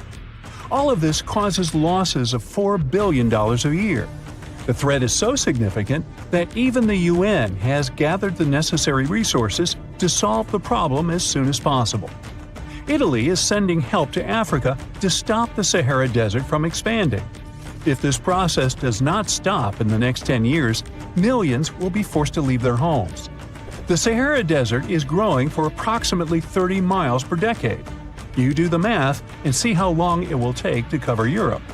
Since 1920, the Sahara has expanded by around 10%. But not all hope is lost because more than 172 countries have joined to put a stop to the desertification of the world. The World Food Program is a project that aims to help bring back green land that was once present in the Sahara. When they told people who called the Sahara home what they were about to do, the latter basically laughed in their faces and said it was impossible. But when you have a specific goal in mind, the impossible becomes possible. If we traveled back around 5,000 years into the past, we would see a beautiful forest with lush green trees and grass. Africa's climate has been changing for 21,000 years, from fantastic greenery to uninhabitable deserts. This has to do with Earth's rotation and the monsoons that bring water to this dry continent. But with the help of scientists and some clever tricks, we can bring the greenery back and stop the Sahara in its tracks. The Senegal River serves as a border between the Sahara Desert, Senegal City, and Mauritania. When you look at this area from space, you'll see how the desert is expanding to Senegal because the vegetation along the riverbank is almost non-existent. Forests can serve as a barrier, stopping the sand from getting blown away and the desert from expanding. An effort to create a great green wall is being made, and how they do it is actually quite impressive. Nothing has been growing in the currently restored area for more than 40 years, making locals find other places to call home. People were thrilled when they saw that the land could be restored. They're very committed and learn to work with the soil and grow food. At the same moment, more than 30,000 hectares have been restored and transformed into lush greenery. The Sahel region is the starting point of desertification, and it is crucial to establish a green wall in that area first. To make this wall is not rocket science, since it only takes a few simple steps. The ground there is baked by the sun and is hard as a block of concrete. If you've ever poured water on concrete, you know that it just flows away. It doesn't stay in one place. So they had to create water-retaining half-moons that would hold the water and make it available to plants. When you learn about how these half-moons work, you might say, how did they not think of that sooner? Actually, this technique is ancient, and it was once implemented in Sahel, but it was lost over time. When the rain falls, the water is collected into the half-moons that are positioned a bit lower than the ground below contour lines. There is also a kind of bank at the end of the shape that prevents water from overflowing. And in the middle, there are plants that are happy because they have plenty of water to thrive. Also, it's essential to grow native plants that are kind of used to harsh conditions, like sorghum and millet. These plants have been surviving there for thousands of years and produce a good amount of biomass, which means the land can be rehabilitated faster and people will have food sooner. The water that will enter the half-moons won't be lost. It will penetrate the ground and top off underground waters. This will ensure the ground that H2O will never run out and that future generations will have usable aqua. This brilliant planting technique is not limited to half-moons. People also create lines and plant various vegetables, such as tomatoes. Next, there are places only for trees, like lemons or oranges. After a long hot day, nothing is better than a freshly made cold lemonade. The trees will also protect the soil, and with some luck, there will be a new forest in the Sahara Desert. The goal is to copy the forest dynamic. Start with small plants and gradually expand to bigger plants that are more useful than the tiny ones. They are aiming to plant more than 10,000 trees. Right now, many people are leaving the Sahara after the rainy season, going to cities or leaving Africa altogether. At this time of year, villages are like ghost towns. Only animals can be found there. Most people are gone. I mean, who would blame them? Nobody wants to live in the sand where nothing grows. Luckily, with all this new, old technology being developed, many people are slowly but surely returning to their land and starting to work in agriculture. The best thing is that there are no brutal winters, so plants grow 12 months a year, and people can always have food. People are becoming more social because now everybody stays in their villages and doesn't travel much. If this project works out, Africa will be saved, and the world won't turn into a giant desert. Now, if you were to check out the Sahara from space right now, instead of a barren wasteland, you'd spot a surprising sight. Dry land sprinkled with some lakes and rivers in Morocco and Algeria, all thanks to some heavy rains in early September 2024. These aren't oases. This is just the Sahara going back to the factory settings. Believe it or not, eons ago, one of the biggest deserts on Earth was actually a lush paradise full of greenery. Let's first see how the Sahara turned into a desert. During the last ice age, Earth was much colder, and big ice sheets covered a lot of the land. At that time, the Sahara Desert was significantly bigger than it is today, and on our planet there were fewer tropical forests, and the cooler temperatures changed how rain was distributed in the tropics. Now, normally, warm air rises in the tropics, which helps create rain. Since it was colder during the Ice Age, this system got, well, messed up, and less rain fell in some areas. This caused more dry and desert-like conditions in places that are usually wetter. There was also a lot of dust blowing around in the Sahara Desert, which scientists found in old ocean sediments. But about 12,500 years ago, something surprising happened. The dust levels went way down. This meant that the Sahara got a lot wetter, which is a sign that the climate suddenly warmed up for a while before cooling down again. After 12,500 years ago, the Sahara became a much greener place, like a savanna, because a weather pattern called the Intertropical Convergence Zone, a mouthful indeed, moved north during summer. This wet period was at its best around 4,000 years ago, when temperatures were a bit warmer than today. At that time, more rain fell in the Ethiopian highlands, which made the Nile River carry more sediment. However, there was another big change called a Heinrich event, which caused the Intertropical Convergence Zone to move back south. This led to the Sahara and Arabian regions drying out quickly. Because of this, the Nile River had much less flooding between 2700 and 2100 BCE. Long story short, well, too late for that. The Sahara has gone through wet and dry cycles due to changes in the climate and weather patterns over thousands of years. Up until recently, we've known about the Sahara in its dry era, but in September 2024, an unusual cyclone rolled through. It hit Morocco, Algeria, Tunisia, and Libya, and filled those dry lakes and rivers. The satellite images from NASA of before and after the rains are stunning. It's like the Sahara has had a makeover. Some areas in North Africa received up to 8 inches of rain. For comparison, Seattle gets about 40 inches per year, only 5 times what the Sahara received. I say only for one simple reason. Seattle has a reputation for being quite rainy, while the Sahara does not. The tricky part is those 8 inches. Essentially, the entire yearly quota for this area fell in a matter of moments. So, in a way, it might have felt rainier in the Sahara than in Seattle. The mountains funnel the water into ephemeral lakes in northern Algeria, which recently expanded to over 70 square miles and reached depths of more than 7 feet. That's enough water to sustain it for a year. So what exactly are these ephemeral lakes? Well, they're basins that fill up for a short time each year, but might stay dry for several years if the rain doesn't cooperate. Sometimes water flows into them from a small surrounding area, or it can just be good old-fashioned rain. Now, a big question arises. How come these lakes exist in the first place?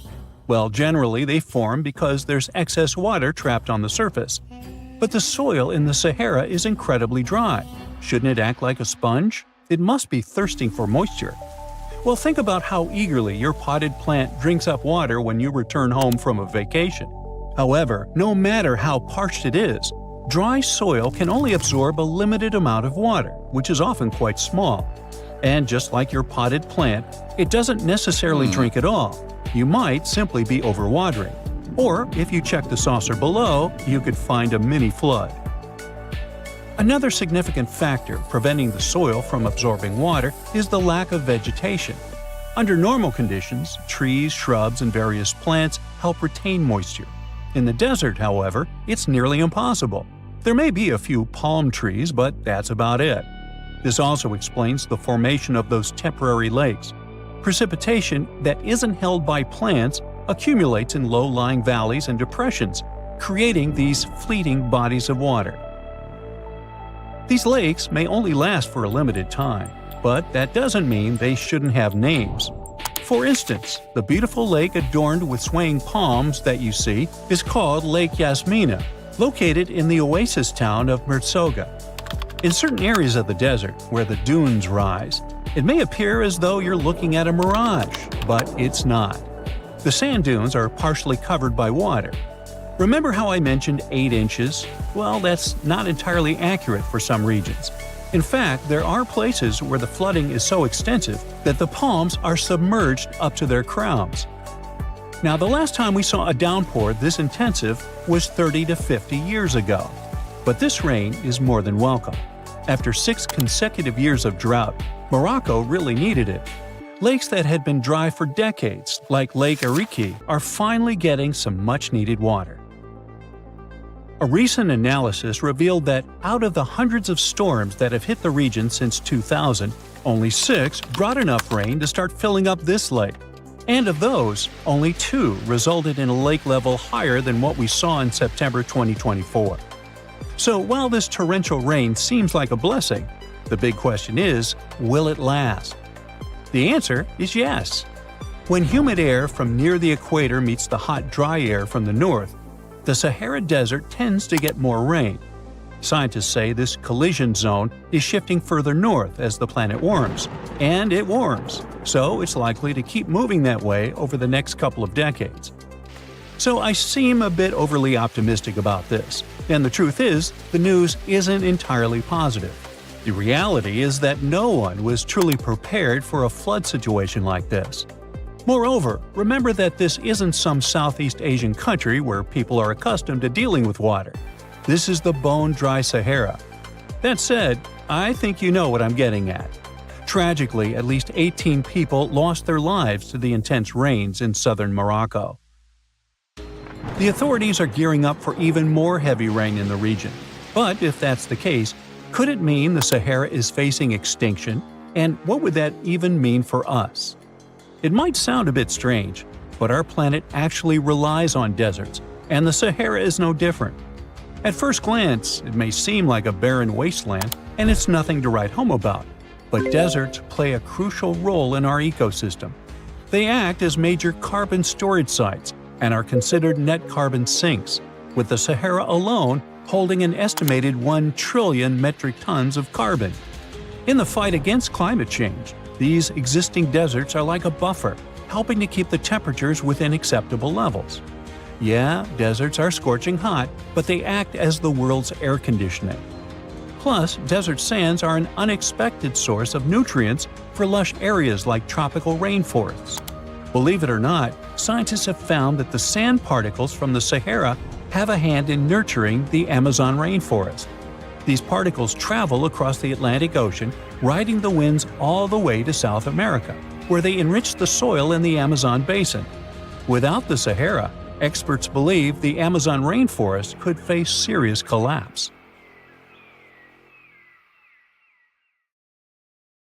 You're flying over the Sahara Desert in a small, light aircraft when you spot something truly weird.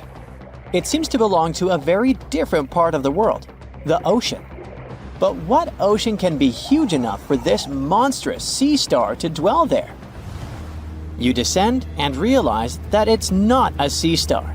It's a towering dune with a pretty unique shape, and it's not alone. From afar, these magnificent sand structures look a bit like pyramids. They have pointed tops and radiating arms. Called star dunes, they're the most complex and largest desert dunes in the world. They're the tallest of their kind, but that's not the coolest thing about them. Researchers have found similar formations on Mars and even on one of Saturn's moons, Titan. Star dunes aren't super rare, but they're especially widespread in southeastern Morocco near the border with Algeria. That's where you're flying at the moment, and the breathtaking dune you're marveling at is Lella Lalia, probably the most famous of them all, a giant 330 feet tall. Scientists believe that it formed in less than 1,000 years. How about doing some research to find out more about these unusual formations? There, I see a great spot for landing. Star dunes got their name because of their multi-armed shapes.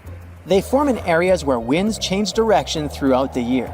But even though you can find them in different places on our planet, there is just one confirmed star dune in the rock record, the collective record of Earth's development reflected in preserved rocks. The star dune in question is in Scotland, and it's ancient, from about 250 million years ago. That's all we know about super old star dunes. Probably because we don't know what to look for to identify one. Another problem: star dunes often form in remote locations, which makes them extremely difficult to study. Imagine reaching the nearest settlement, then somehow traveling who knows how many miles to the dune itself, and then slogging up several hundred feet of shifting sand. I'll pass. But you can go since you've already landed, and the dune is right here in front of you. Currently, you're in a dune field called Erg Shabi. Lucky for you, this area has long become a popular tourist stop. Look, in the distance, there are hotels and even a good road. Scientists who examined Lella Lalia before you used ground-penetrating radar to find out more about the sand formation. This equipment can detect the tiniest differences in sand grain sizes and water content under the surface of the dune. That's how you can create a picture of its interior layers. Look out! Phew, it was a close call. See this trench? The researchers dug such trenches to take samples of long-buried sands and then examine them. It's a pretty cool process. The thing is, while buried deep inside, the quartz in the sand accumulates radiation coming from natural sources within our planet. We can compare the grains of quartz to minuscule rechargeable batteries. They can store the energy they get from radiation. When researchers bring them to the laboratory, they can make the grains release that energy, which comes out in the form of light. Scientists can measure the brightness and say when the sand enjoyed sunlight for the last time. Now, when those experts who dug the trenches looked inside Lella Lalia, they were shocked. The enormous formation turned out to be very young, for a dune, of course. You'd expect a dune that is several hundred feet tall to be pretty old, like thousands or tens of thousands of years. But that wasn't the case. Well, at least not entirely. The upper part of the dune has turned 900 just recently. But look at the sand near the base of the dune. Yep, right there. Well, it was buried there around 12 or 13,000 years ago, representing ancient dunes in the area. Those good old dunes were active for a couple thousand years, and then something went wrong. Because for a whopping 8,000 years, the sand wasn't accumulating there. A mystery? Scientists might have an explanation. You see, the first part of this quiet period occurred during the time when the climate became warm and wet. Yep, even in the Sahara. It happened about 11,700 years ago. It was the end of the last ice age and the beginning of a new era, the Holocene. And guess what? The Sahara went green. It started blooming like your local botanic garden. Plants started popping up all over the place, stabilizing the sand. If you had visited the Sahara during that period, you wouldn't have recognized this place. But you would have likely come across humans wandering marshy landscapes and hunting for food. Researchers have found pottery fragments and stone tools on one side of Lella Lalia. That's true. As sand dunes form and then shift throughout their lives, they swallow and protect ancient remnants of life. Just dig well enough and you might find something that will provide you with a window into the past. It can be ancient fossils, anything from fossilized shells and corals to prehistoric plants. Those can offer precious insights into the history of our planet and the living beings once inhabiting certain regions. Now, it might come as a shock, but in the Sahara Desert, scientists have uncovered well-preserved marine reptiles and fossilized fish within the layers of those ancient sand dunes. They are the remains from the time when the Sahara was covered with a sea millions of years ago. Anyway, it's time to leave that ancient paradise if you want to survive. 4,000 years ago, the wet period came to an end, and the Sahara dried out again. Interestingly, our dune didn't begin building up right away. For some time, sand probably blew through but didn't accumulate. Or the dune could have started growing in a different location. And it's a valid theory since scientists have discovered recently that Lelolalia shifts around 1.6 feet every year. It also accumulates about 6,400 tons of sand every year. Now, if you've been inspired by your dune trip and are now eager to explore more of them, I've got some unpleasant news for you. Unfortunately, although there might be star dunes locked in sandstones around the globe, they're super tricky to detect. The problem is, dunes are huge, but they lack a single distinguishing feature. So you'd really need large exposed beds of rock if you want to get a wide enough view to identify a star dune.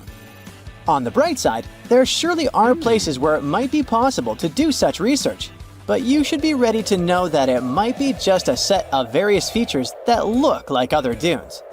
But if you combine them, you'll say, it's likely to be a star dune. Comment below if you'd like to go on a trip in search of a star dune. Meanwhile, we'll continue our journey.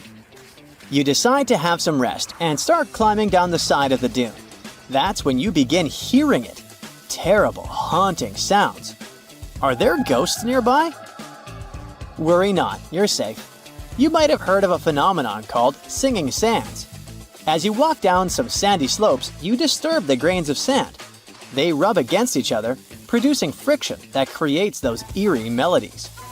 With each step, the sand beneath your feet comes alive in a ghostly choir of whistles and whispers. The sounds range from low hums to loud, high-pitched wails, as if an otherworldly symphony is echoing through the dunes.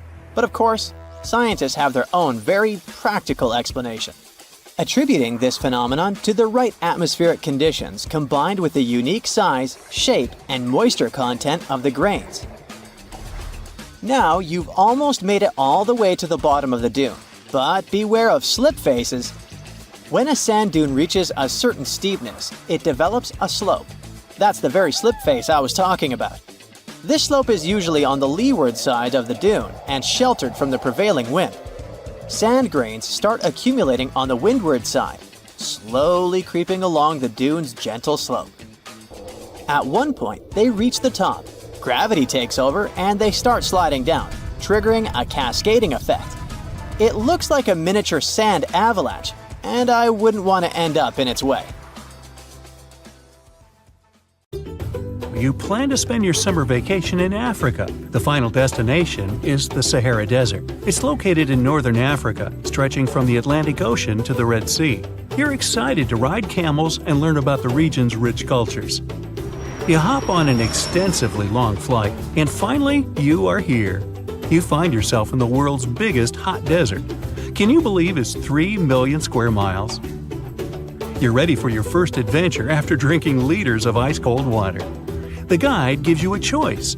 You can spend 2 weeks visiting a collection of oases, or you can help them solve an ongoing local mystery. Deep into the desert, near this Algerian town, lies a mystery begging to be solved. A collection of huge, spotted circles in the sand. There are dozens of them, stretching for miles in a straight line. The circles were first identified via Google Earth images several years ago. People have debated them for years, but no one seems to know the answer. The strange thing is that they are so many miles away from any towns, roads, or human activity. The quickest way to discover the truth behind the circles is asking questions. You grab your notebook and set out to talk to locals.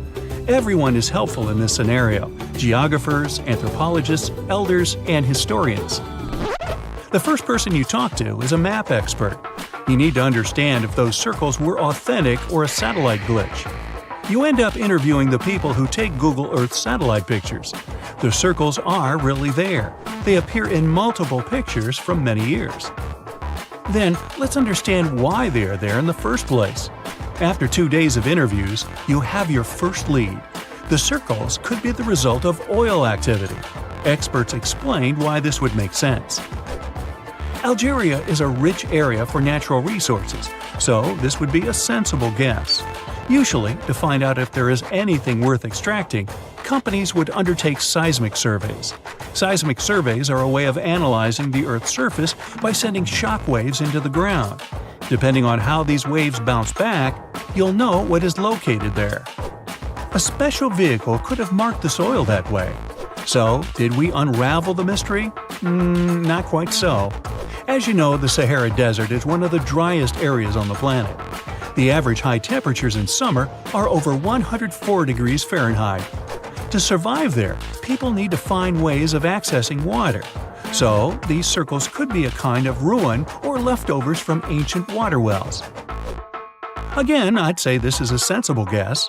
Ready for some fact-checking? Some anthropologists agree that these circles could be ancient Fugaras.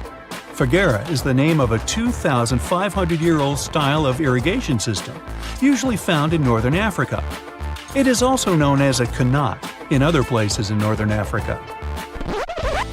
Locals would dig a deep well at an elevated point, deep enough to tap into underground water.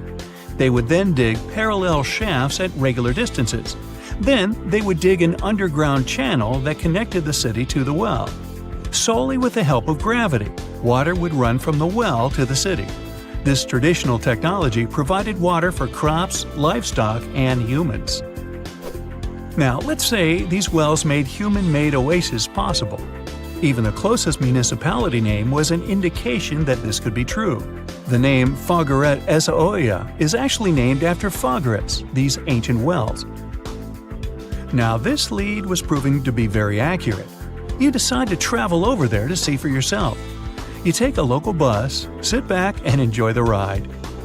The landscape in northern Algeria is filled with ancient-looking towns. You even see ruins of wells along the way, on the outskirts of smaller cities.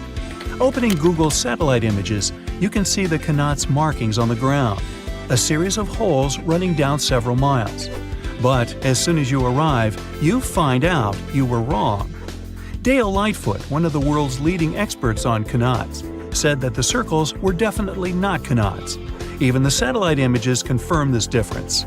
Uh-oh, we were so close. Apparently, qanats or Fugaras would not run down a straight line. They wouldn't be shaped like circles. Another clue that this wasn't the case was that there were no towns at the end. The circles were really far away from any human activity, and qanats were explicitly built to provide water for human settlements. Well, it sure was a good try.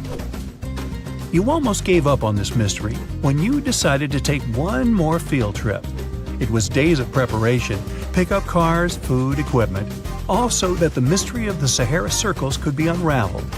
On the first day, you drove over 99 miles into the desert. You were always curious to see what this part of the world looked like. Over there, you see nothing but mustard yellow dunes. The night sky is pretty decent though. You can see the entire Milky Way with your own eyes. You set up camp and sleep under a canopy of stars. The next day, tension grows. There's no cell reception. Oh dear. But thankfully, you added the coordinates of the circles to your Google map. And surprise, the offline mode works out there. You follow the coordinates, but it leads you astray. You start to get nervous, thinking this was all in vain. But you and the team get into the car and drive a few more miles past the coordinates on your phone. After a very bumpy ride, you can't believe your eyes. There it is, an enormous crater dug on the sand, surrounded by 12 smaller holes. From up high, it looks like a clock, without the pointers, of course. On the ground, they're very faint, So faint you almost missed them. Searching the area, you notice all the holes had something similar: metal wires, thin wires that you can pull from the ground. They're buried deep, so you start digging. An object starts to reveal itself. Uh-oh, it looks like old dynamite. This certainly surprises you. Better stop digging to avoid any accidents. At the end of the survey, you feel satisfied, but still curious. What could all this dynamite mean? And who put it there? What comes next is the turning point of your adventure. Walking back to the car, you see something shining on the ground. You approach the item with curiosity. It's round and rusty and looks like a sardine can. What's that doing here? Could this give you more clues about the circle's mystery? Just in case, you pick it up and put it in the car. Back in the city, the puzzle pieces start to reveal the story behind the Sahara circles. You bring photos and the sardine can and show them to local experts. They analyze your material and give you an intriguing verdict. As it turns out, guess number 1 was the closest one to the truth. So, what happened to the first guess? Why do we need to keep digging deeper? Well, because it was only half right. The Sahara circles are not a historical footprint of seismic surveying. Back when the circles were made, this technology didn't even exist. But they sure are related to oil exploration. The dynamite-filled holes were an old method for oil searching. The circles are the leftovers of surveyors looking for resources underground. And the sardine cans? Well, they were left by the workers who held explosion works. You gotta eat, right? According to the model of the can, this happened more or less around the 1950s and 1960s. So these circles aren't even that ancient. More like modern ones, if you ask me. Well. Hope you are glad you tagged along and helped unravel this mystery. See you in the next mystery-solving adventure. You find yourself in Africa, land of unique wildlife, home to a great variety of cultures and languages, and, first and foremost, host to the world's largest hot desert, the Sahara. It's daytime, and you are thirsty for some water and shade. You've been walking for days, trying to find one of those precious-looking oases. You feel you're near, but the horizon just keeps stretching and stretching. Your mind is tired, and your body is feeling all the heat. It's like you've eaten a full plate of hot pepper and then some more, judging by how much you're sweating. And when I say hot, think 100 degrees Fahrenheit hot, on average. No wonder this is happening. After all, you find yourself in the world's biggest hot desert. Now, I say hot desert since the biggest deserted landscapes are actually the cold ones, located in Antarctica and the Arctic. Icy Antarctica's frozen desert is more or less the size of 1 million LAXs. Yep, the Los Angeles International Airport. The Arctic desert is just a bit smaller than that. Now, in case you don't know, the Sahara Desert is located in northern Africa, stretching from the Atlantic Ocean all the way over to the Red Sea. It occupies an area large enough to place approximately 100,000 Disney World theme parks side by side. According to scientists, its boundaries are expanding. Deserts usually form in the subtropics because of what's called Hadley circulation. The air rises at the equator and descends into the subtropics. This circulation of air has a drying effect, which helps the formation of desert landscapes. Since the 1920s, the Sahara is considered to have expanded by over 10%. How is this happening? Well, let's start from the beginning. You probably know the Sahara Desert as one of the most inhospitable places on Earth today. Just FYI, for a place to be considered a desert, it has to receive less than 4 inches of rain per year. Due to the very small precipitation index, deserts are usually dry and arid places. There is little humidity in the air, and daytime temperatures can go as high as 130 degrees Fahrenheit. Usually, there isn't that much animal and plant life because of the lack of water. But in the Sahara's case, it wasn't always like that. It may be difficult to imagine northern Africa without the tons of sand it has today. But about 20,000 years ago, the Sahara was actually one big oasis.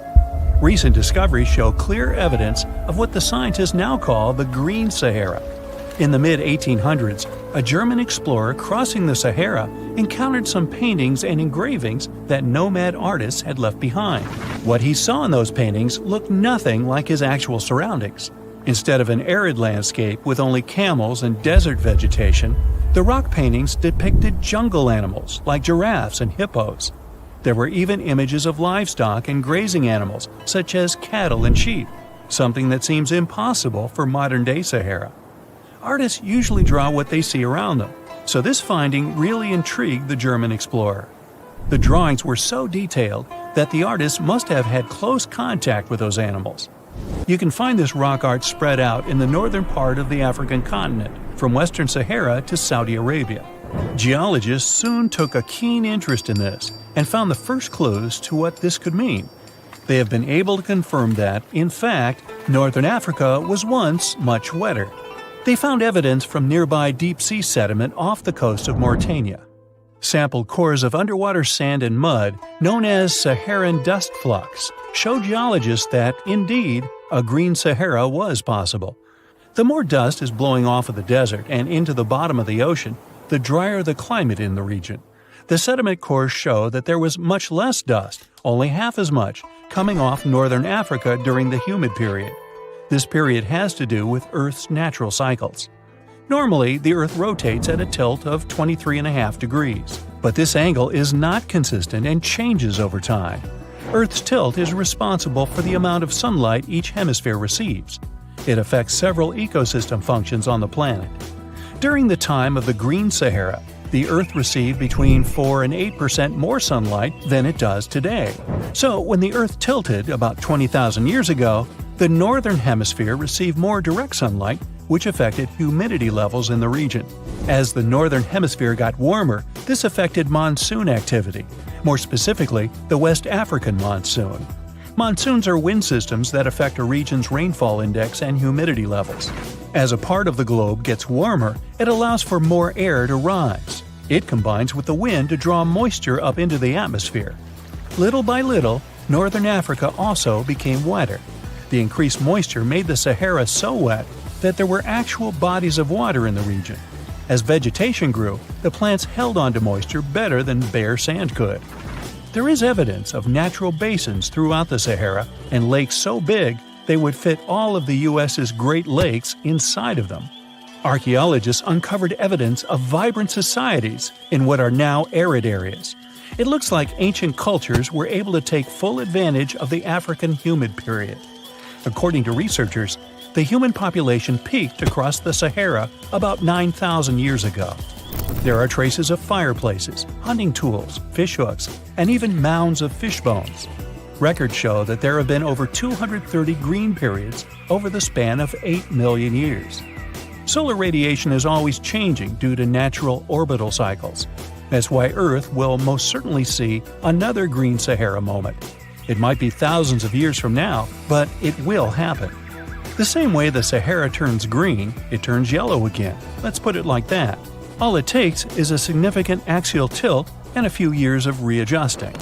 However, another phenomenon is calling the attention of scientists now. Recent studies by the National Science Foundation from the University of Maryland show the Sahara has expanded 10% over the past 90 years. This phenomenon is called desertification, which literally means fertile land turning into desert land. The Sahara Desert is now advancing into the semi-arid region of Sahel. In 1950, this region was home to 31 million people. Today, its population is over 100 million people. This rapid population growth has largely contributed to the Sahara's expansion. Farmers that were once nomads began settling down. Land usage grew more intense, aiding in weakening the soil. The demand for food has caused an overcropping of the land, so even more of it is turning into the desert now. The study also shows that natural climate cycles can affect rainfall in the Sahara and the Sahel.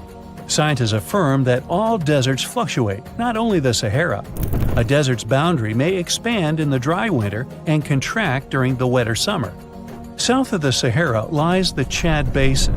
It is a natural body of water that now serves as an indicator of the Sahara's expansion. The Chad Basin is located in the region where the Sahara is advancing southward. An atmospheric and ocean expert from the University of Maryland explains that rainfall has reduced greatly in the entire region. Due to reduced rainfalls, there is less water across the entire basin, and even Chad Lake is drying out. Just like the Sahara, the Atacama Desert in Chile, deemed the world's driest, is also expanding. It is located north of the city of Santiago, and its southern border is expanding toward the Chilean capital. Because the climate is getting drier and drier here, the city of Santiago risks turning into an arid or semi-arid region itself. The once fertile valleys of local rivers that lived on agriculture and livestock for many generations are losing their revenues as Chilean land is turning into a desert. Since 2010, Santiago has received only a third of its annual rainfall. Outside of the city, farmers are digging holes in search of blue gold, or simply put, water. The situation here is very similar to that of Sahel. So tell me this, were you as surprised as I was to find out what has been happening in the Sahara region? Feel free to share in the comments below. That's it for today. So hey, if you pacified your curiosity, then give the video a like and share it with your friends. Or if you want more, just click on these videos